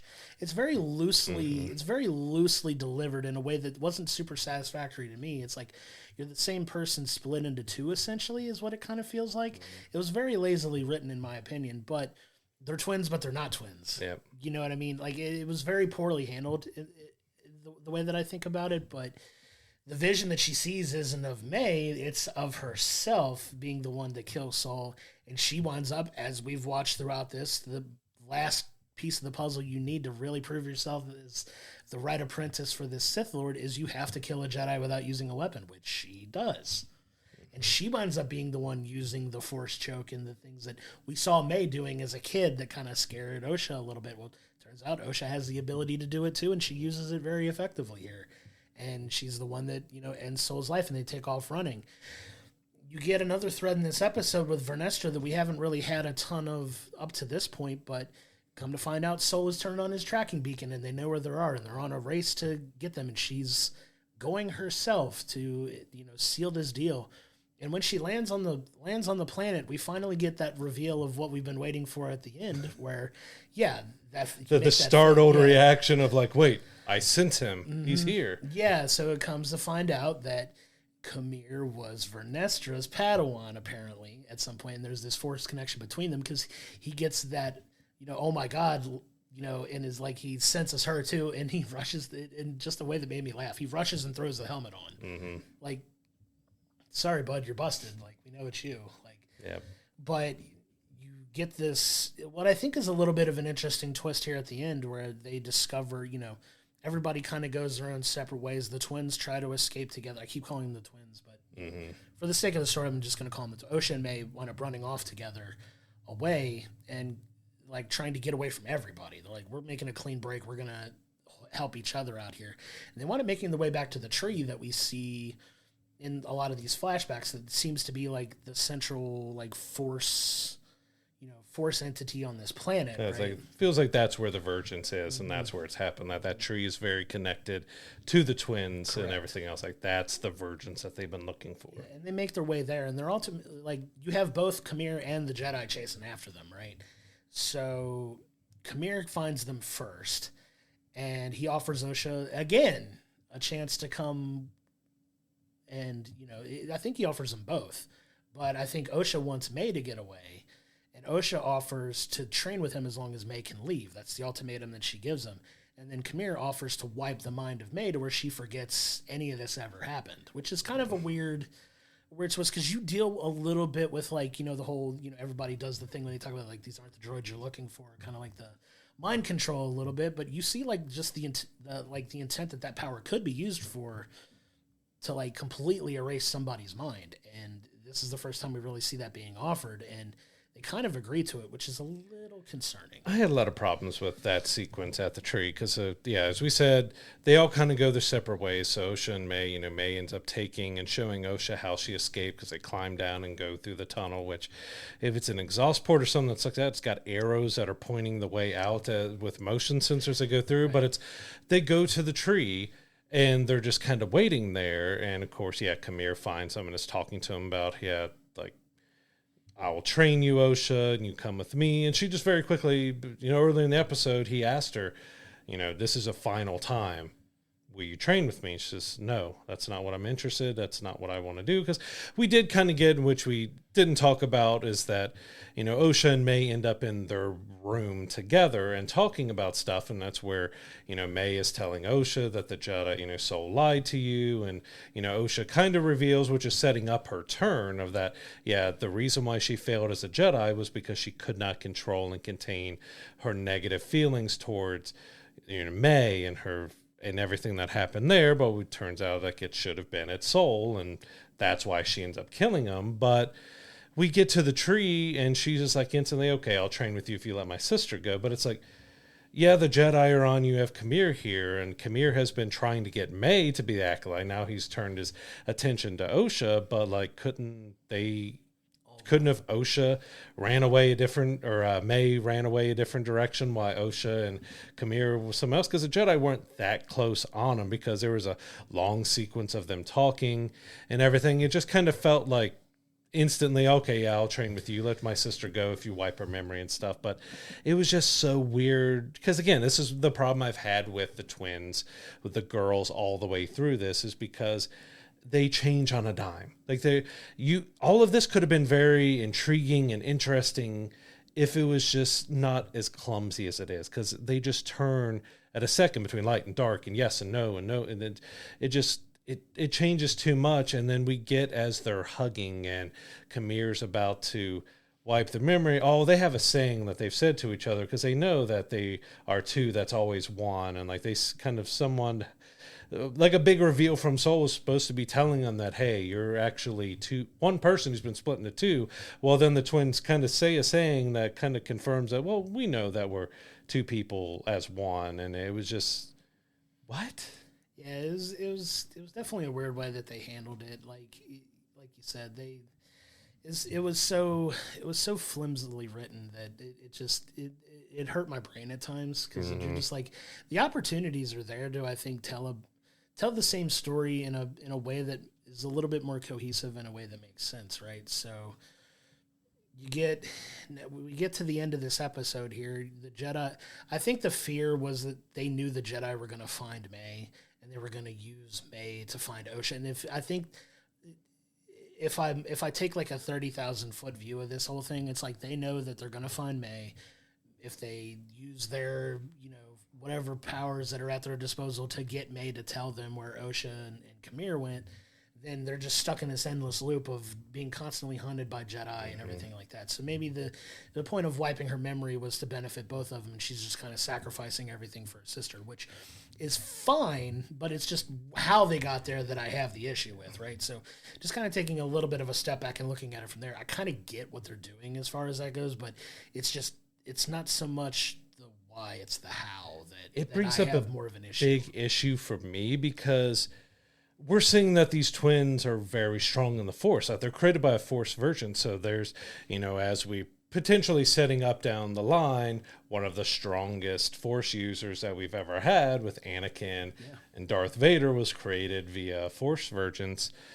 So May and Osha both should be very strong with the Force. That's kind of what we've seen all the way through. So how could Kamir that easily, because a big part in the Star Wars lore is that if you're very strong of mind and strong in the Force, that the Force, things of the Force can't really affect you, that you can resist and stuff. And maybe it's because she wasn't resisting, but it's like, how could he so easily erase her memory if she is so strong within the Force? And it also brings up, like, yeah, you could wipe her memory of both of them, but the Jedi know, and everybody else knows. So we get a scene where May has been taken back and Venestra is questioning her and telling her about her sister, but she's oblivious to it. Like, okay, like everyone else knows she has a sister. It doesn't stop stuff, but it stops her from being able to maybe know. But did she even know in the first place where they would go? She had no idea where Kamir's planet is that he stayed on. Like, she has no knowledge of where they would go.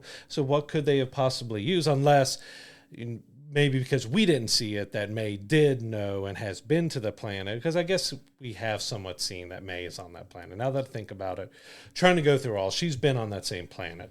But it was just, it just felt so wishy-washy. Even I forget what they've tried to set up because they've gone back and forth so much. But it's like, I feel like May was supposed to be so strong in the Force, and originally we're thinking she's the Acolyte, that Kamir probably couldn't have been able to wipe her memory that easily. There was a little bit of a funny moment that I did actually have a chuckle at, that when they do find May at the tree, like after Kamir and Osha run off, the Jedi find May at the tree, and she's just instantly like this. She's like, "What did I do? Mm-hmm. Why are we running?" It was a little bit of a funny moment. It's just like, okay, she had her mind wiped, but she doesn't know why these people are aggressively after her necessarily. But it did make me laugh a little bit. But you get to the end here, and you get Vernestra, like you said, in interrogating May, trying to figure out what they can pull from her.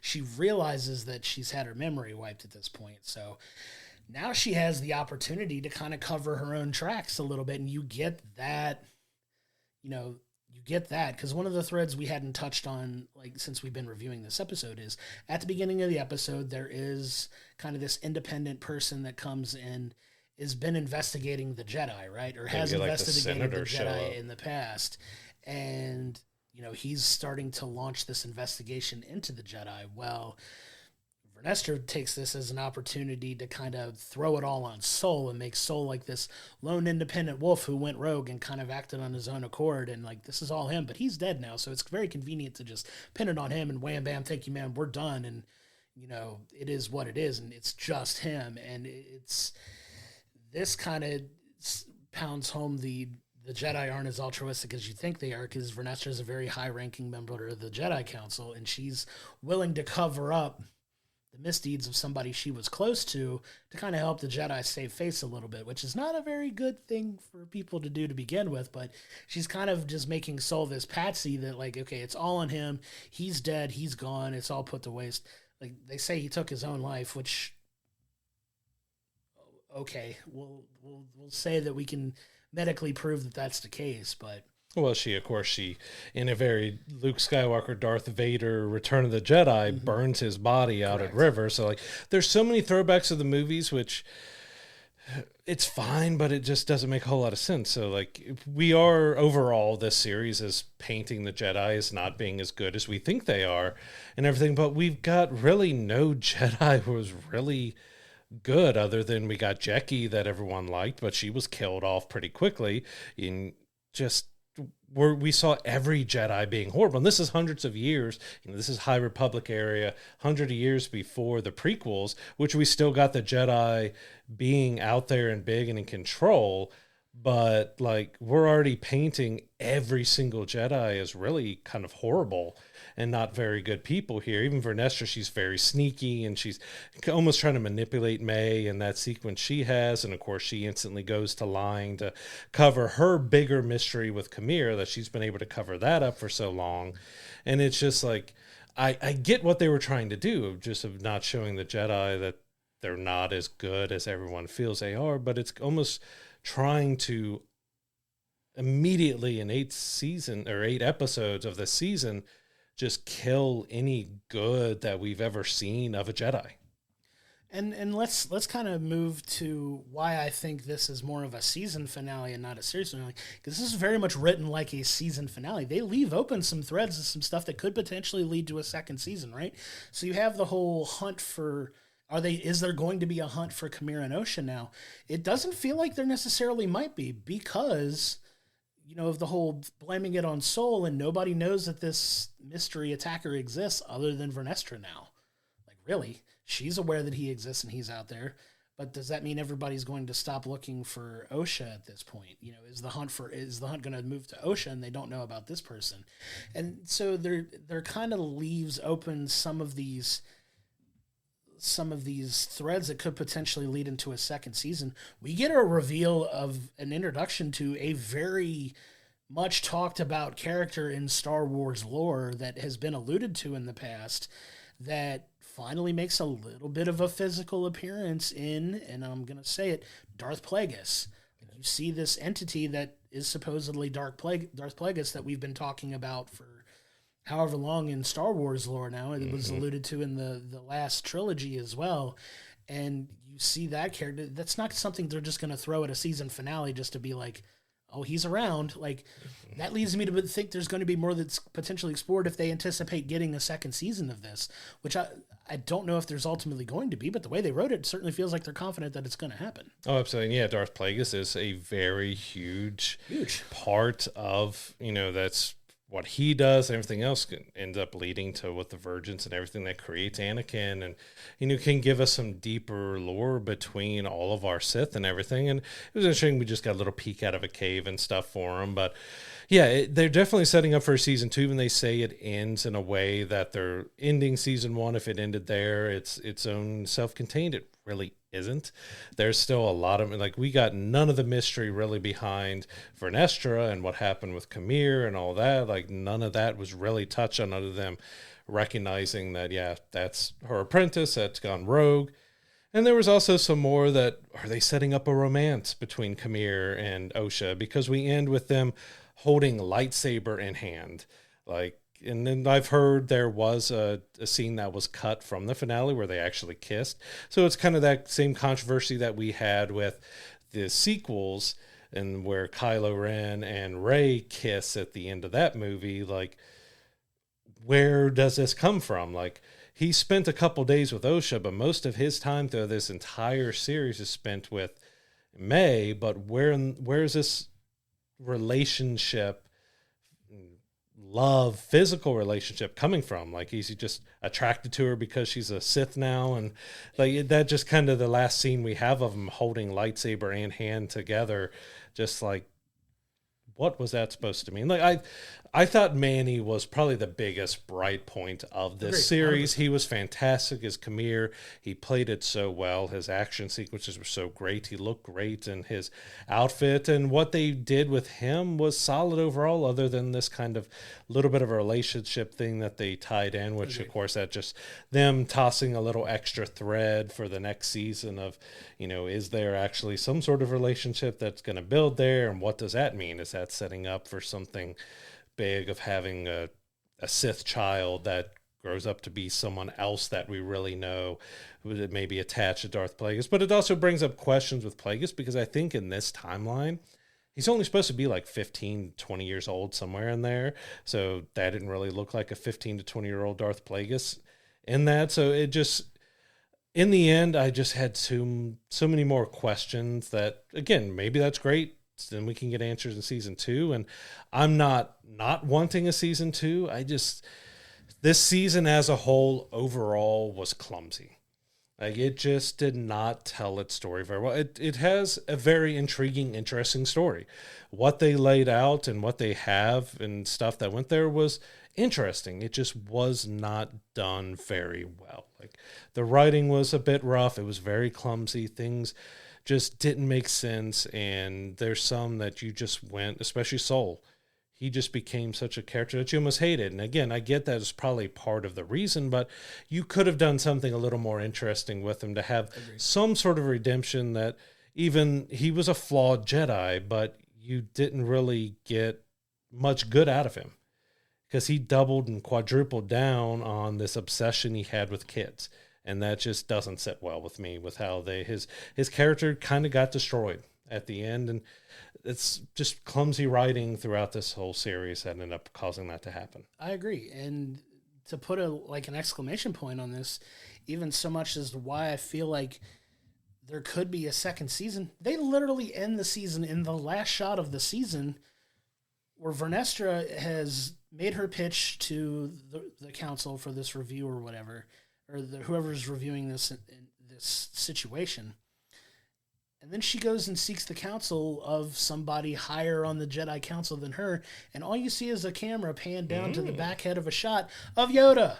Like, Yoda. Like, why would they put that in there if they're not going to follow up on that? Like, okay, is this like a little tiny thread that they're going to explore? Is Yoda going to appear in Acolyte Season 2 now? Like, are they going to, if it gets made? Like, that's not something you just do for the sake of it. That there's intent there, right? So, like, she's going to seek the counsel of Yoda. Obviously, everybody that knows Star Wars knows Yoda. So that's like, why would they put that in there if they weren't anticipating doing something moving forward?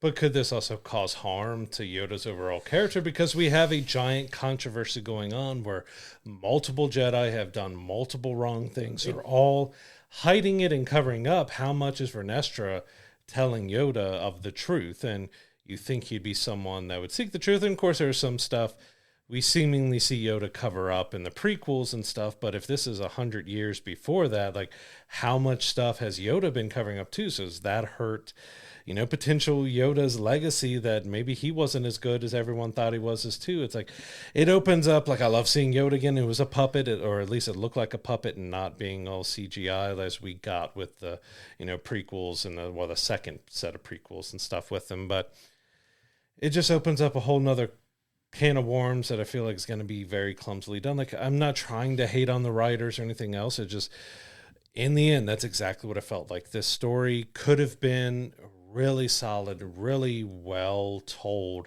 but majority of things that happened in these 8 episodes was very clumsy. Yeah, I couldn't have said it any better myself. And I think that's a good way to kind of put an exclamation point on this season, is just a very mixed bag. We got some good. Like I said, in my opinion, I've given praise where it's due for the show. It's got the single greatest death scene in Star Wars, in my opinion, in that, that episode where they have the fight with Khmer on the planet and he does the double kill on the saber. It's just incredible. And it was an amazing moment. And that episode, in a vacuum, was fantastic, in my opinion. But there was so much up and down, and I think that's kind of where we look at the season overall as a whole, is it's such an up and down. Like, they hit some really good points, but the lows are just as good or just as low as any good that they gave us, in my opinion. And that's really unfortunate, because, the running joke is nobody hates Star Wars more than Star Wars fans. And I don't want to say that I hate it, but there was a lot that they did that left a lot to be desired in the execution of the story that they were trying to tell, right?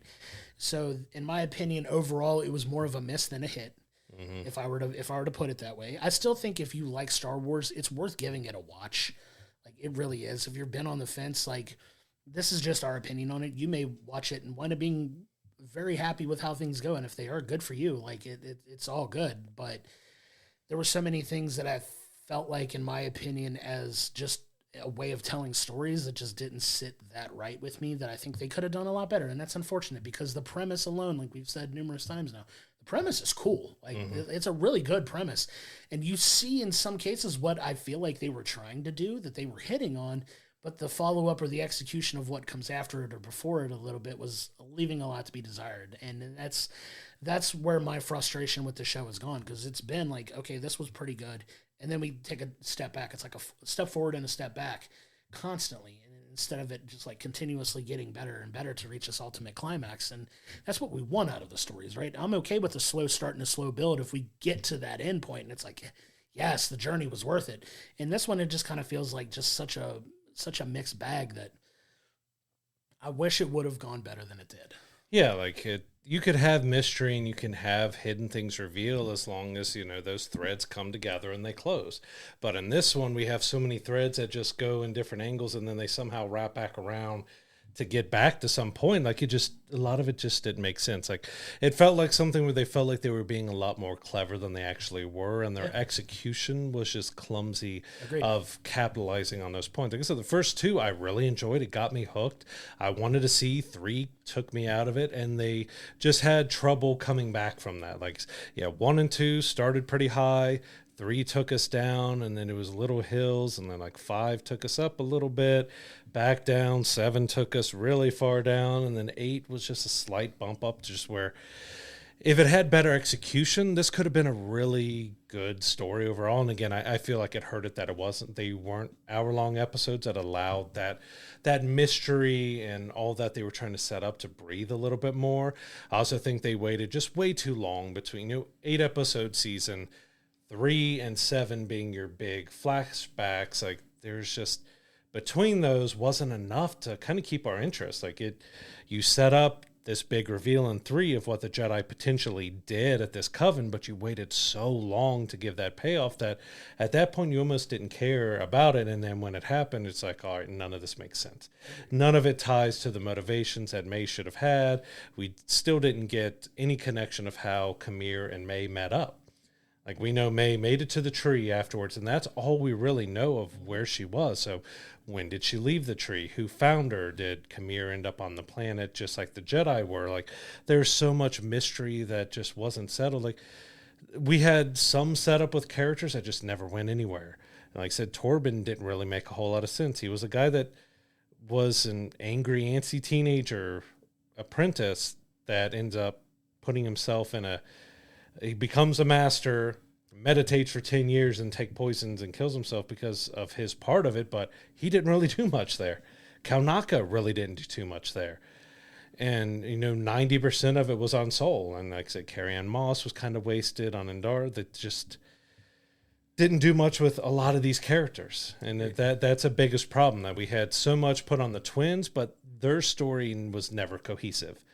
And, we had some decent build with Kamir. I think he was probably the most well-rounded of all of them, even though there were still some questions on him and a ton of throwbacks to the movies and stuff that you feel like, well, that's their way of saying of how all this is connected. But some of it just kind of fell flat and didn't connect. So, yeah, I wanted to enjoy it and like it a whole lot more than I did. And let's not kid ourselves that the Star Wars movies were perfection. Like the original 3 have a lot of bad dialogue, have some issues and problems with it, but, so does the prequels, so does the sequels. They all have their issues, but they had redeeming qualities that you could go back to. So for some people, especially with the sequels, they don't see any redeeming qualities of it. They all have their problems and issues, but with the Acolyte, I just couldn't get past the problems and issues that I saw with the series. And yeah, we don't really give ratings on anything, but if I had to rate it at all, it'd probably be around a 4 out of a 10. Like it had some good moments, but it just failed on execution on so many levels that could have made this series be one of the best things that Star Wars has put out. But instead the execution was just sloppy and clumsy.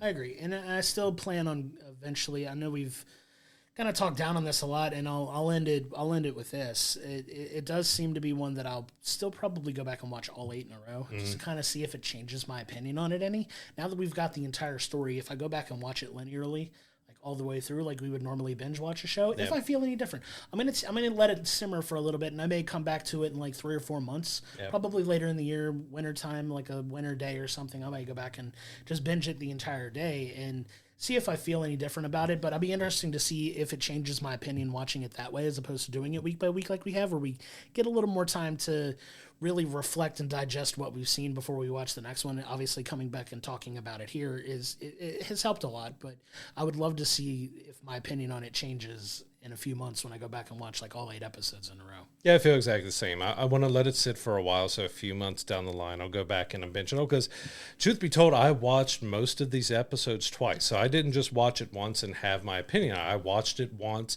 The second time I went through and made my notes and kind of went through it a little deeper. So it's not like I've just watched once and gone through. Almost every episode I've seen twice now, and I have the feelings. But yeah, I want to go back in a few months after I've kind of let everything settle down, go back, watch it all together as one and binge watch it in a day or two and see if I feel any differently seeing it all together. Because as we've spoken, we feel like it's something that maybe was better if you got all episodes and you could binge, and if it was better as like hour-long episodes, because it did feel like 4 and 5 should have been one episode. I feel like 3 and 7 potentially could have been. You could have done that reveal early on, and then you use the rest of your episodes to show how everything's going instead of waiting that to be your big reveal before the finale. go ahead and set that up early on and go. But like I said, maybe if we watch it all at once, maybe we have a little better. I don't expect it to change it hugely, in my opinion, but I do feel like maybe it'll feel a little bit better with the storytelling if it is binge, because it felt like kind of like a movie that had been cut up into a series. Agreed.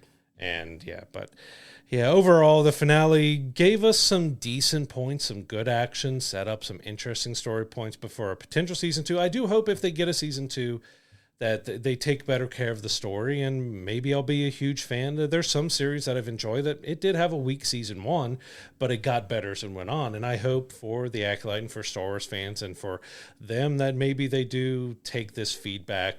There's some extreme feedback, but hopefully they take some of the better constructive criticism and strengthen the series moving on if it does get to do season 2. But it did cost a lot of money. So with the fan feedback and with how much it cost, you never know. I would hate to see the threads in that didn't get to be cleared up, especially with bringing in Darth Plagueis and everything else. So we'll see if it gets to season 2, if we feel much better about that. But yeah, season 1 just in the end just was not.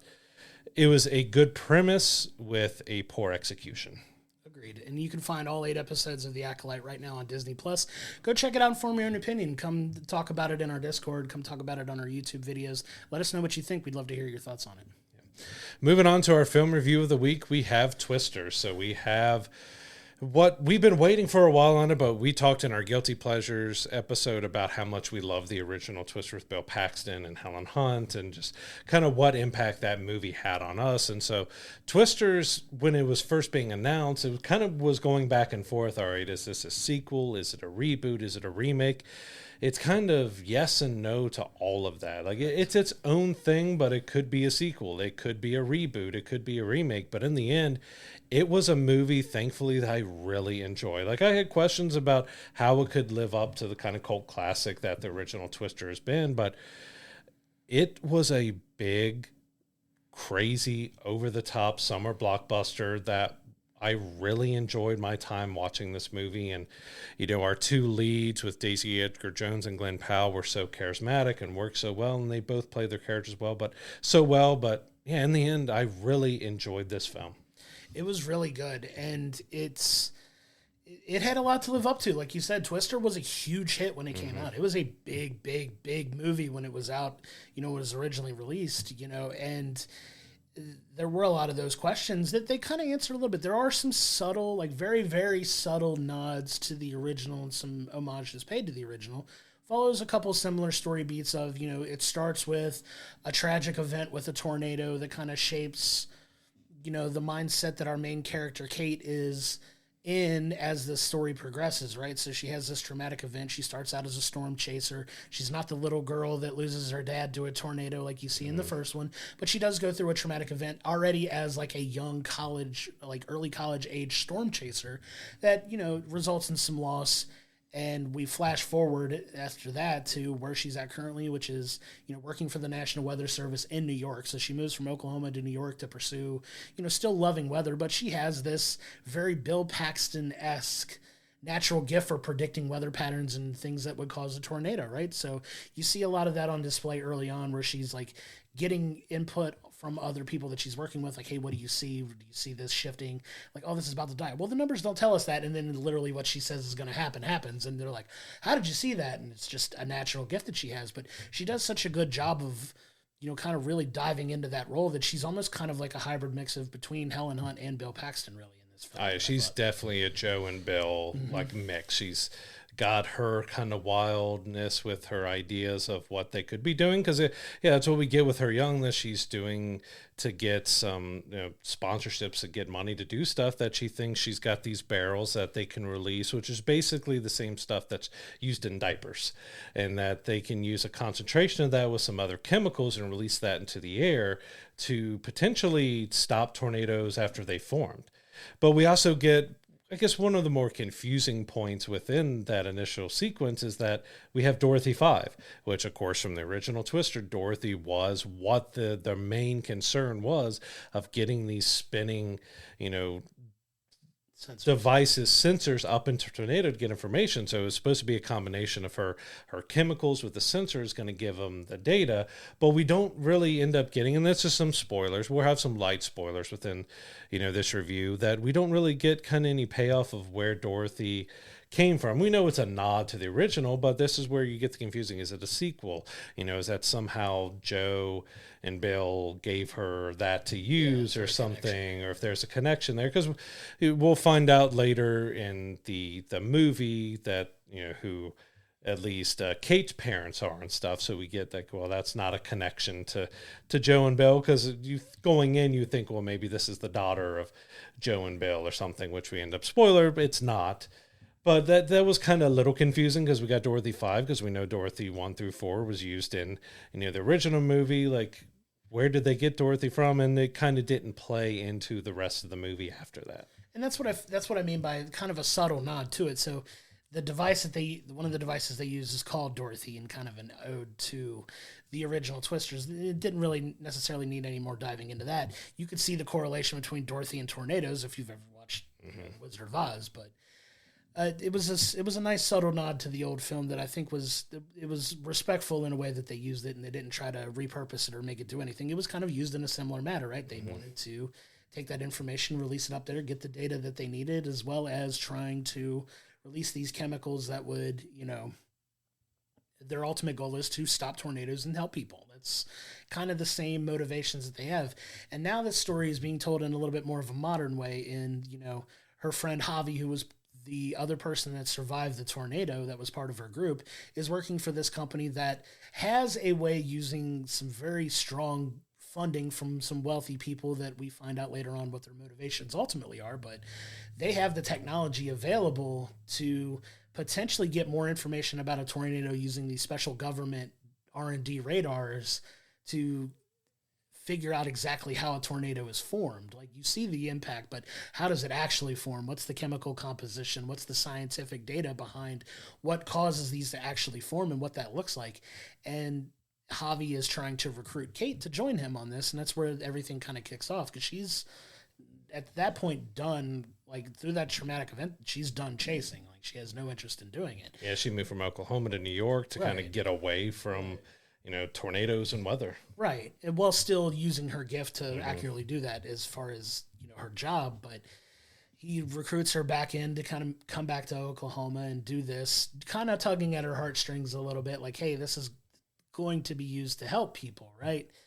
Although they don't necessarily have the best of intentions behind wanting to do this, but there's more on that in the film that we won't spoil. But, they eventually run into this group of YouTube storm chasers that's led by Glenn Powell, who plays Tyler, the star of the channel, who's also, as you find out in the movie, very very gifted in weather predicting as well. Maybe not as good as Kate, but he knows his stuff too. But he's very charismatic, and he has this YouTube channel with a huge following there's a lot of fun hijinks that gets played into that, where they're also chasing these storms, but they're just doing it for the content. So they're doing it, one of my favorite parts of the entire movie is one of the first chase scenes that you see with them. They find this tornado, anchor the truck down, and they shoot rockets in it.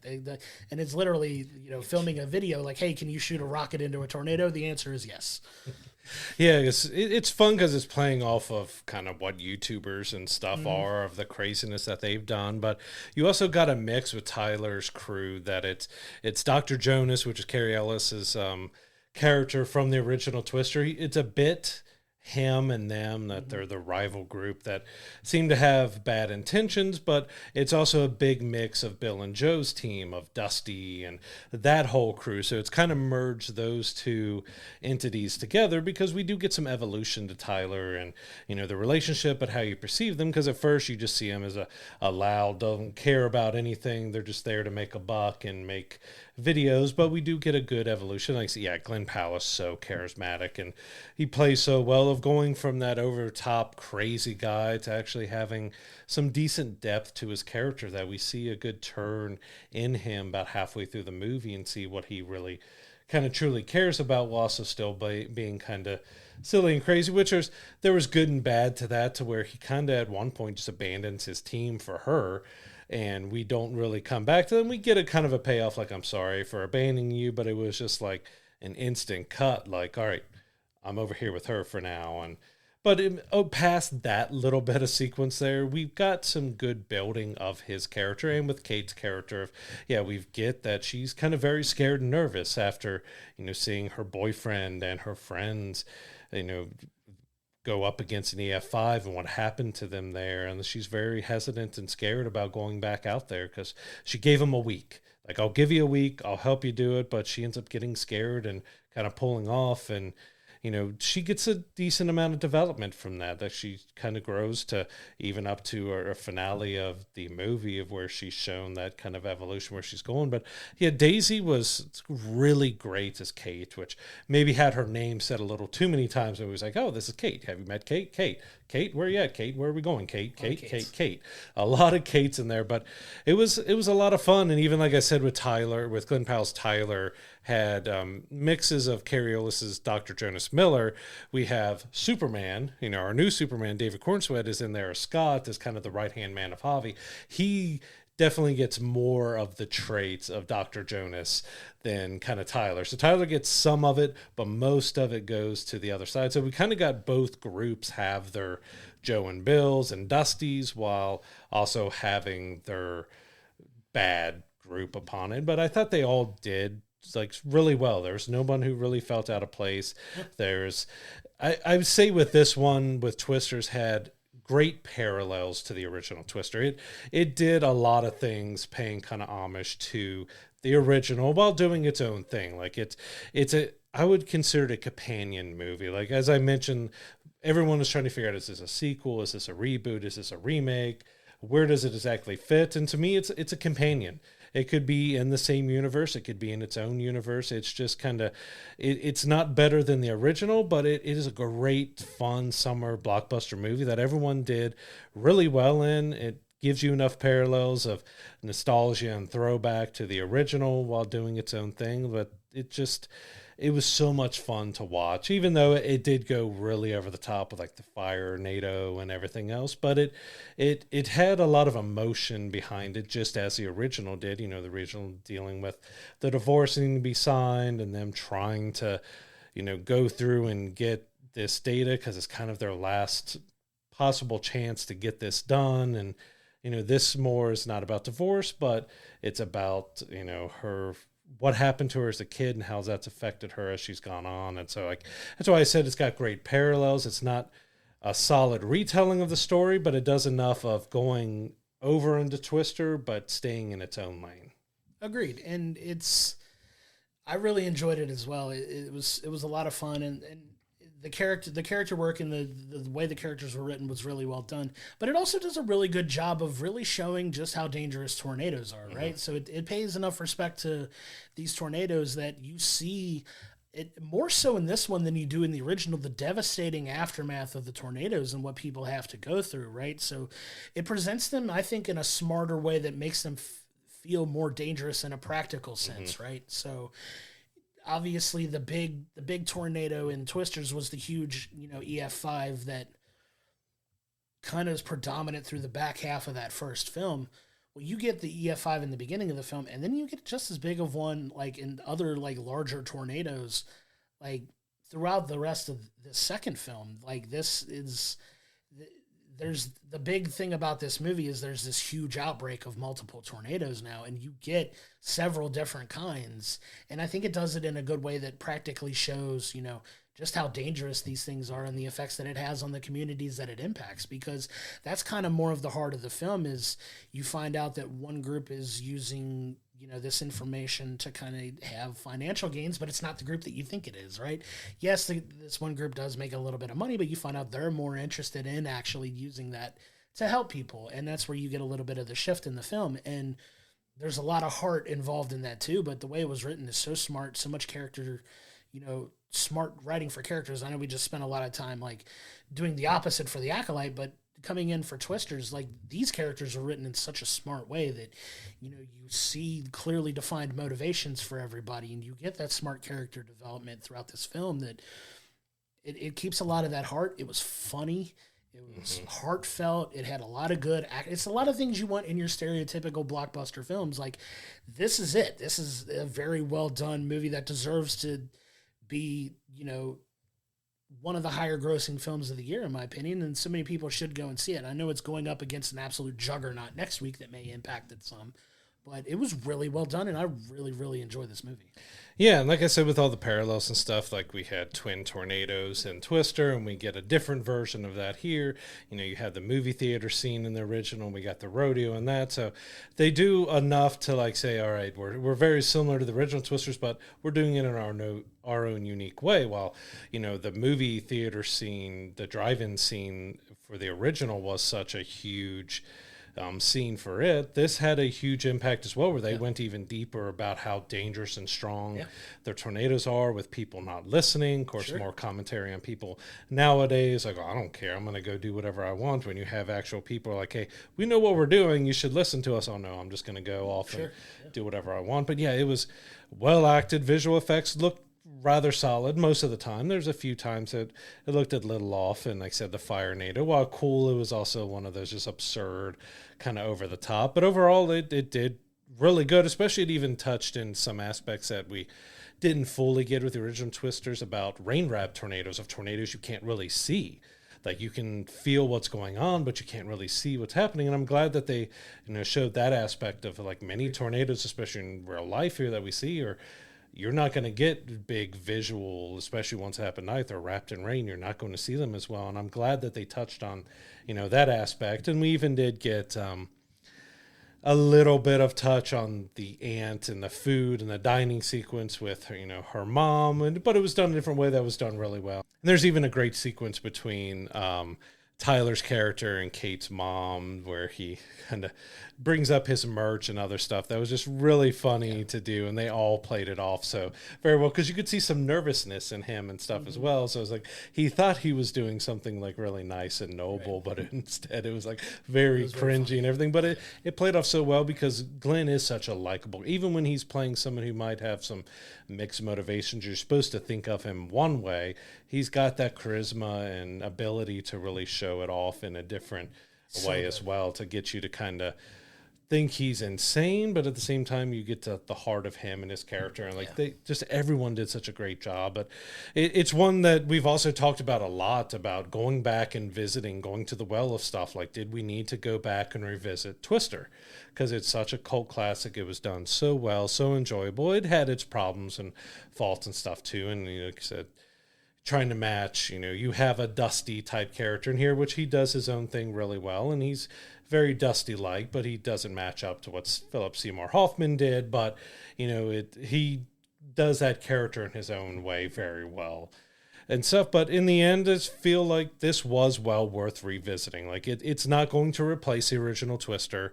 As I said, it's a very good companion. Sure. You don't have to dislike one because of the other. I enjoy both of them for different reasons, for the same reasons in some ways, but it was kind of, in the end, great that they did do this, because it was one that I felt like I was back how I felt when I watched the original Twister. And that's a great thing to have. Like, you have movies and events and things that impact you in certain ways. I know in our Guilty Pleasure episode, you talked about the connection with your dad and seeing Twister.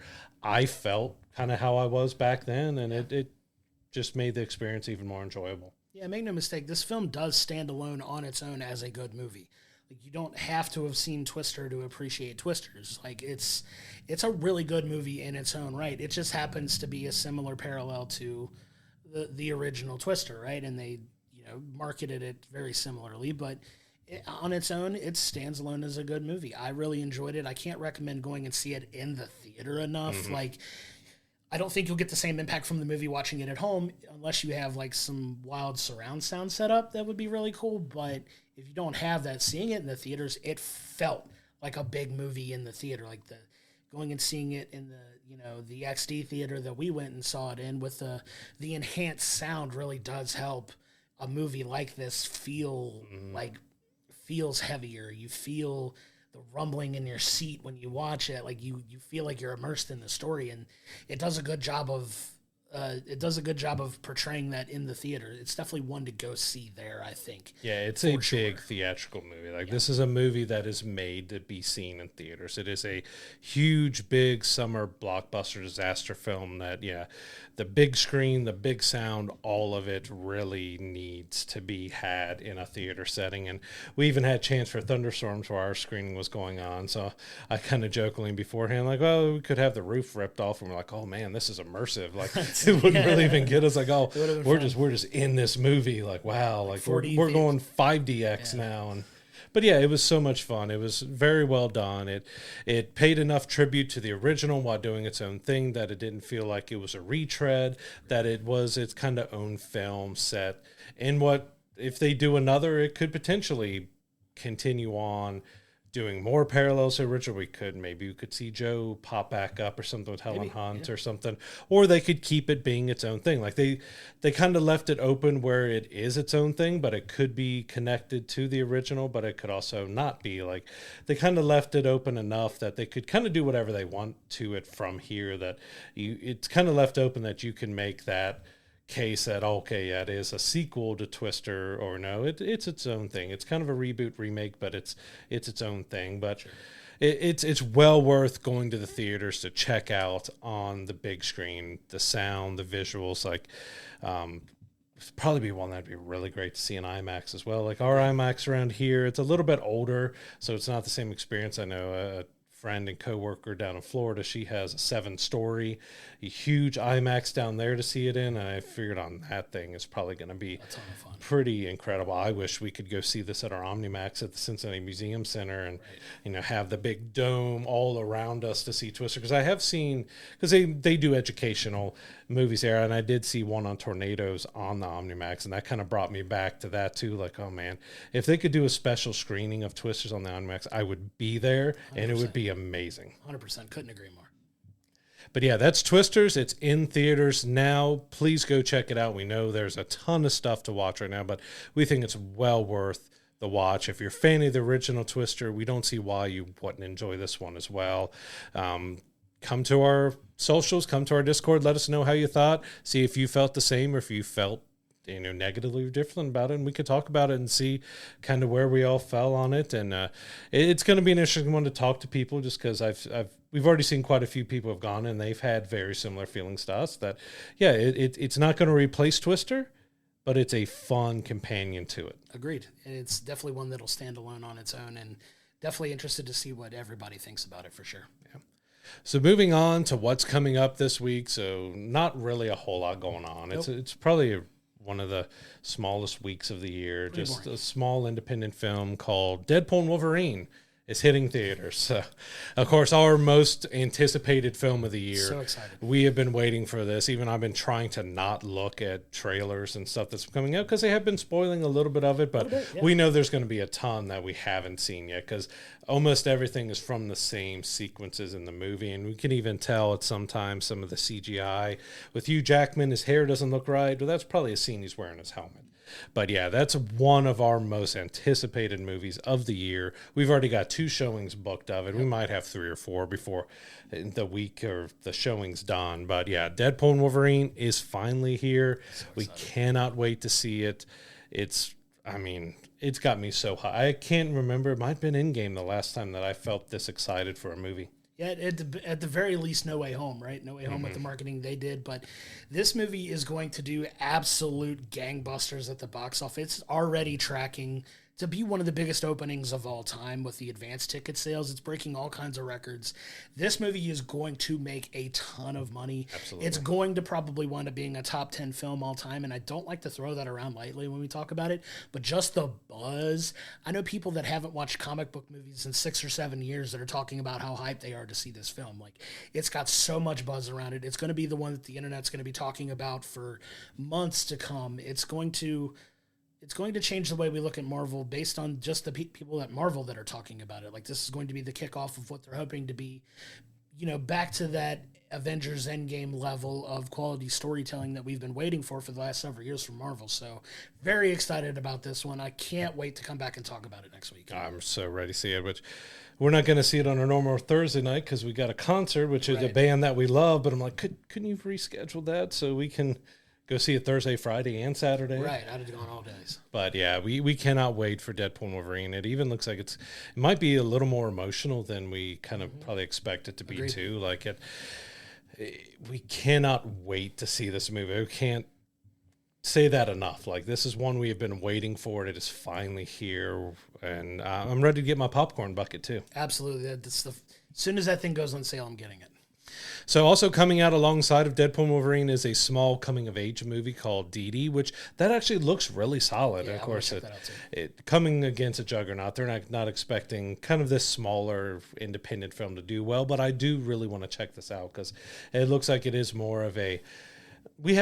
I guess we've had them, but it's one of those that we used to have a lot in the 80s and 90s of those coming of age of teenagers coming into their own and how it is to be a teenager in the 80s and 90s. This looks like a very different take and a more modern take on what it's like to grow up as a teenager, being, someone who is more foreign to the area. It's his Asian family in America, but it's how he's dealing with, the new culture of being on YouTube and doing videos or doing this and that, and having social media. It definitely looks like it's capitalizing on the more modern of how it is to grow up, and I'm interested to see how that. I'm going to watch it first and then see how it would be to show to my preteen here and see how it connects to her. Absolutely. The trailers that we've seen for it, it's been accompanying a lot of the films we've been going to see. It looks incredible. I'm excited to check that one out, too. That's one that I will find time to go sit in the theater and watch it as well. It may be like a midweek showing for me, but it's one I definitely want to go see in the theater to kind of help support that film while it's out there. It does look like a really solid story. Getting a lot of rave reviews about it early on. I know it's one of those films that did the film festival circuit, and it got a lot of positive reviews that's coming out of that, so it's one that I'm definitely looking forward to watching too. Yeah, as we talk about how much support we're throwing behind Deadpool and Wolverine, which is a massive, huge studio movie, but it's important to see these smaller independent films as well so they can keep being made. So yeah, two really good films to check out this week that, we're seeing Deadpool and Wolverine first, but hopefully, can find time to see Dee Dee as well. On demand, we have kind of what ended up being our first summer blockbuster of the year with Bad Boys Ride or Die. So it's a fourth Bad Boys film. It's coming out on demand on July 23rd, along with Kill, which that was one I saw some advertisements for a little while. Then it kind of disappeared. So I'm interested to go back and check that one out because it's a foreign film based big action film on a train. Agreed. And everything with it. It looked really solid, but I saw the trailers for it and then I kind of never heard about it again. And now it's finally out on demand, so I can check it out. Definitely an opportunity to check that one out too. It's one I've had on my list to watch, and now we'll have a chance to that we didn't get to see in the theater, but definitely worth taking the time to watch. Yeah. Series-wise, we have Time Bandits on Apple TV Plus, which looks pretty interesting. Could kind of go either way, but Apple TV has been really knocking things out of the park with the series that they do.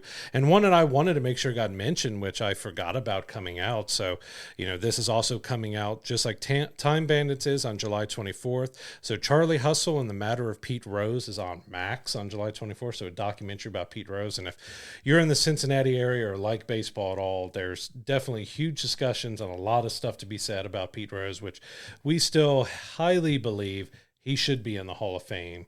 Even though he's got his controversies on his gambling and everything else, what he did as a player deserves that recognition in the Hall of Fame. And I'm curious to see what this documentary may reveal, because we don't know, he's not the best character. He lied and has done a lot of wrong, but for what he did as a player, he deserves the right recognition for what he did on the field. And I'm curious to see what this documentary reveals about him, if it's going more about the controversy, if it's more shedding light on what he did as a player. Yeah, and I agree. And we've if you live in our area, it's been a topic of conversation forever that he's one of the most beloved Reds players of all time. And I do feel like, in my opinion, he should be in the Hall of Fame as just a player.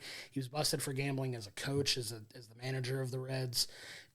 Feel about that how you want to feel. He burned his bridges. It was illegal at the time, and he earned his banishment from baseball for it, but I still think as a player he should get in, and I'm excited to see what this this documentary comes out with, if there's anything that hasn't already been discussed with Pete Rose, because especially if you're around here, that story has kind of been told ad nauseum for a few decades now. So curious to see what this documentary is going to say, or if this maybe even helps him potentially maybe mend that fence and maybe one day get a chance to get in the Hall of Fame. I still think it's probably going to happen, unfortunately, after he's gone. Yeah, I think they're going to wait until he's passed and like, okay, we'll allow him to be inducted afterwards, which is, yeah, think what you want. There's a lot of bad characters, like, to not to go on a tangent, but there's a lot of bad characters in the Hall of Fame. There's some people who've done some pretty bad things. There's some that are, passed away before they could be fully charged with murder. There's been womanizers, a lot of bad things that happened. But Pete Rose, just for what he did as a player, one of the greatest baseball players of all time, he deserves it. So if you have any interest in baseball, the Reds, or Pete Rose at all, check out that documentary. Come talk to us about it, because we will be watching it. It's one that I'm really interested to see exactly what they do with it, and how they're trying to paint him. Is it a good way? Is it a bad way? How's it going to help what he's going to do? What his legacy is? Because it's already tainted, but is there something else that they found that they want to come out about? Sure. But yeah, Time Bandits and Charlie Hustle in the Matter of Pete Rose, one's on Apple TV Plus, the other's on Max, both of them out on July 24th. But the other big item of the week is that we have the Paris Summer Olympics starting on Friday. So July 26th, we have the kickoff to the Summer Olympics. I'm really looking forward to that. I've always watched the Olympics off and on.